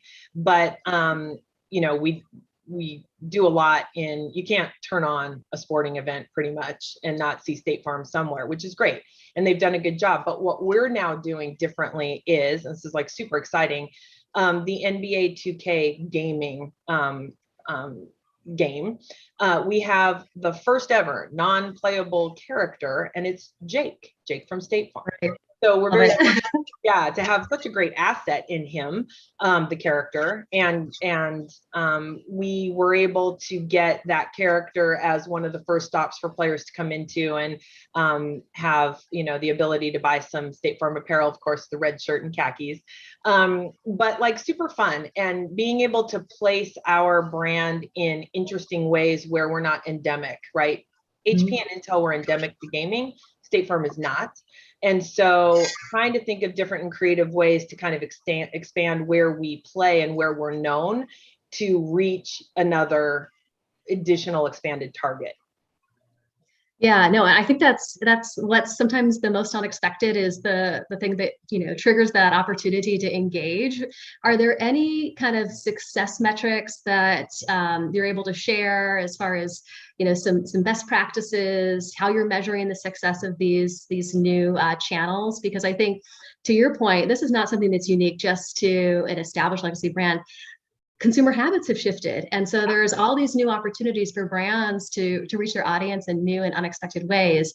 But would love to hear a little bit about how you're measuring the success of those types of experiences, any learnings. Yep. Yeah. So we are definitely, we look at brand awareness, unaided awareness, consideration, preference, engagement. It's typical measures. But what we're doing is sort of going out there and testing the waters a little bit, like, Jake in this game. That hasn't been done before by a brand. And so it's a little bit new. And we are also trying to figure out, well, how should we measure? What could we do with our asset in this scenario, for example? And additionally, like another really interesting one is audio. So a long time ago in my career, radio was a thing. And then I'm not saying it's not a thing, but it wasn't as big of a thing. The internet was where you went, all digital and mobile, and it was like such a focus. But lately, this podcast and this resurgence of audio, and the amazing thing about it, and I'm tying it to sports too, is audio is all about passion, passions of people. So gosh, if you're like me and you want to go down the rabbit hole of, I just watched a streaming crime video, and now I can go podcast my way into what was that hotel and who was killed there. I don't know. Sorry. Things like that, or what ghosts were lurking in behind the corner over there, right. Which is just, an interest of mine. Although that sounds weird now that I say it out loud, but anyway, a lot of true crime fans out there. Don't worry. Okay. But sports is the other one, is why I bring it in this, right? So anyone, you can use audio in such a unique way. And from a marketing perspective, those streaming services, we do a lot with iHeart and Spotify, for example, Pandora too. But the idea is to be able to really target with passion points. And so again, the game is like that. Sports is like that for us. Passion points in audio, with podcasts, those are the kinds of things that we're trying to do differently that might be a little more unexpected for either our brand or for a big brand like us. Yeah, and I think it's incredible that, you know, those marketing metrics are still holding true. Obviously, sometimes the basics. So I mean, that's what we rely upon to make decisions and to pivot if necessary, to kind of bring it back to how we started our conversation. Are there any best practices that you're kind of learning as you're deploying some of these for the first time? Yeah, yes. And you made me think of it. And I'd say, especially if you're trying something new, like we are in a couple of the places, is, you know, have the courage to then say, oh, that didn't work. And it's not a fail, especially if you're testing something different and you had the thought and you're responsibly using your budget, right? And your brand in the right kind of places, then realizing if it doesn't work is also interesting, I think, and stopping it. And not saying, oh my gosh, I have to, hide we made a mistake or it didn't work well or whatever. The point is that you can learn from it. And I like to say we need to have the intestinal fortitude to make the tough decisions. And that's what we try and what we stop. And I think that those are some learnings that are really important as well. Yeah, no, I mean, absolutely. And data can sometimes inform those decisions, all the performance metrics, et cetera. But I think sometimes too, it was brought up in an earlier session, just the authenticity of the brand. I know we find that in the emerging tech space, Trigger too, maintaining that continuity with the larger brand goals. Are there any other kind of learnings or sort of biggest takeaways as you are kind of moving forward with sort of the reprioritization of relevancy in sort of the younger generation that you can share as well? I don't know if there's one kind of campaign that comes to mind in addition to those that you've shared. Oh gosh. For us, we're getting excited about in person again too, because I think that especially with young folks and in a category that isn't exciting, let's say, although I think it's pretty cool, but maybe not as exciting as other categories, is getting that pent up demand for this in-person, this connection, I think is really important for brands. And we're excited about, again, passion areas for folks.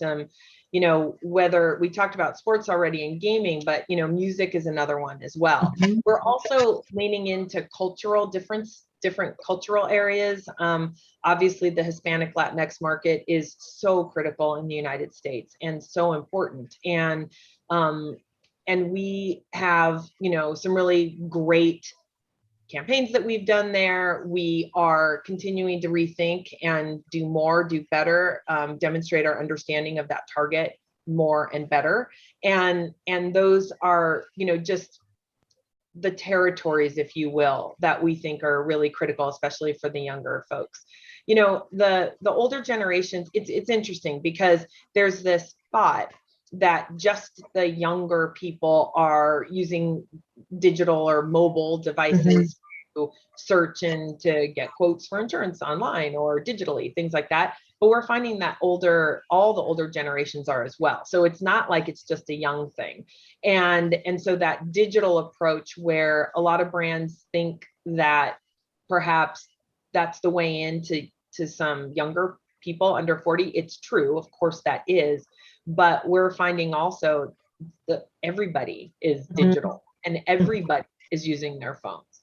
And so really thinking about not only targeting in certain sort of mediums, only young, because you could be, depending on your brand, depending on who your target customer is, like you could be missing out and not realizing that we Gen Xers and older are technologically proficient as well. Hey, we're still cool. I think so, but yeah. Yeah. Well, and the pandemic to a certain degree has kind of accelerated some of that adoption as well. I like to joke, with the QR code, when my parents, know to pull that up now because of, everything going digital with, in-person experiences, pulling up the menus, then you're reaching a much broader audience than to just think within sort of that sort of silo. So those are really great insights on the channel side, on staying kind of true to those marketing objectives. One thing I think is really unique about State Farm in particular, although I think our audience can relate to it who have unique distribution channels, is your agents and their role. Can you share a little bit about the importance of them, how you leverage them, also also how you collaborate or sort of weigh, their needs with the larger brand needs? Yeah, our agents are our primary distribution channel. So yes, critically important, and 20,000 strong across the United States. And they're in the communities where our policyholders are, and where potential policyholders are. And so, State Farm for decades, 100 years old next year, has always been there like a good neighbor. State Farm is there, always been there in times of need. And those agents are sort of at the forefront of representing what does that mean. So in a catastrophe, for sure, weather events, things like that, obviously State Farm has a very big focus and a lot of aid and community service, but even in other times, and those agents are the face of our brand and the sort of right there on the ground with customers. And that's not unique to us as far as having an external distribution that's closer to the customer than you and the mothership are, obviously. But I've been thinking about it in ways that, a little bit differently. So from my past of being not only a B2B marketer, but a B2C and B2B together, State Farm and insurance has kind of thinks of itself as a consumer marketing focus. And I think that there's a lot we can do with B2B learnings, selling to and through agents, not unlike, when you're working with a retail partner, any channel partner, that's what they are. Because by the way, I think I should state this.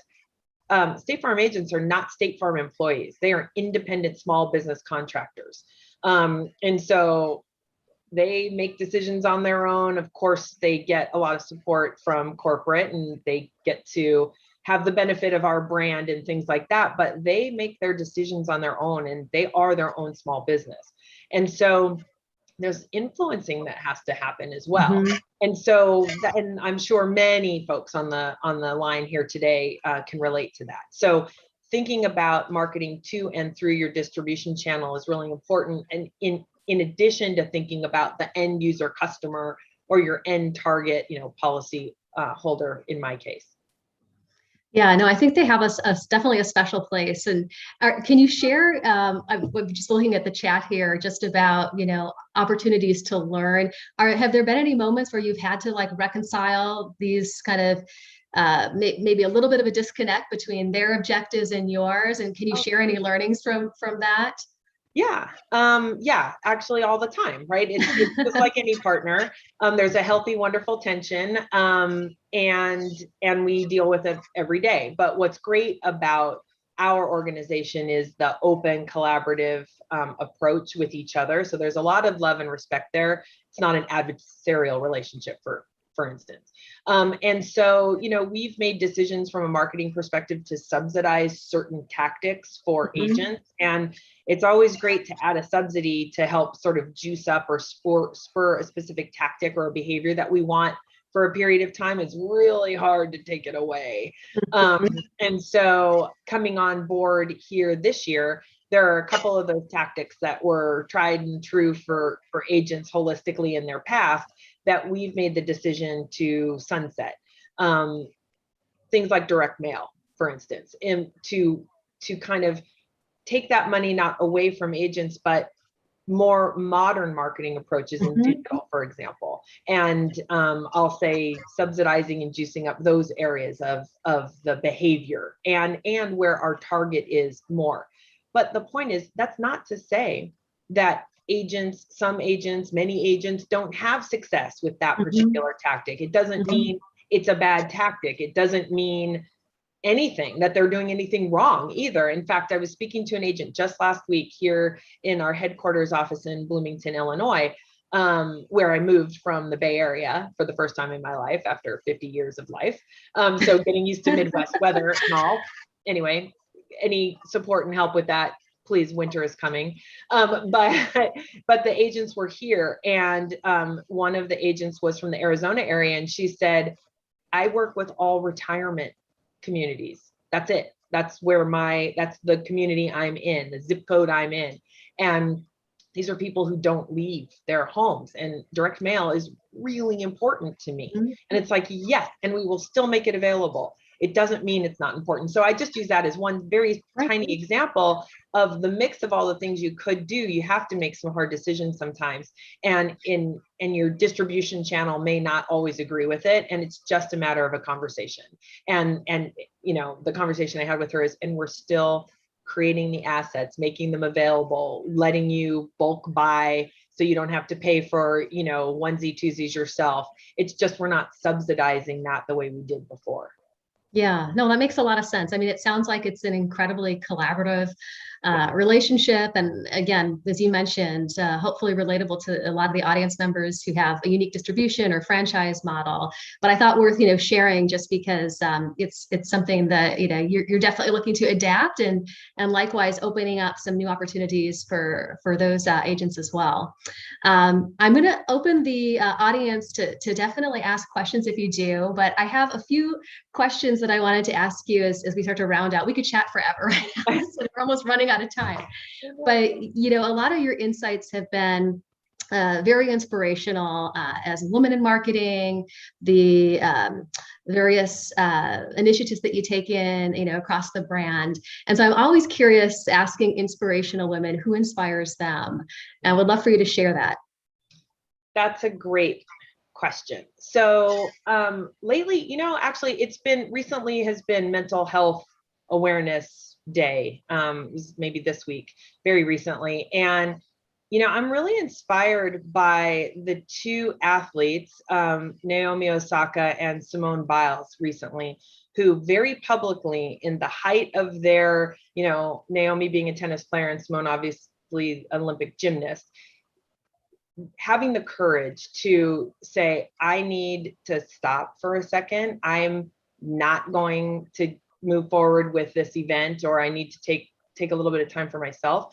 And I was really impressed by these young women. It's hard to do in the public eye like that. Not only they've trained their whole careers and they're at the pinnacle of their success, and there's a lot of expectations riding on them, their sponsors, et cetera.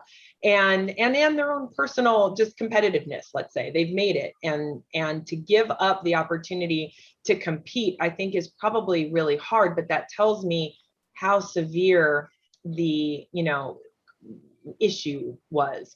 And it's, again, they're young.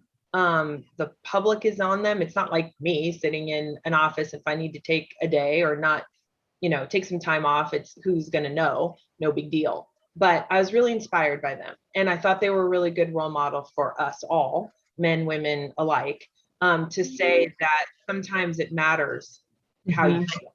And not sometimes, it always matters how you feel. And sometimes you need to express what you need. And what we saw is, and people will rally around you. Right.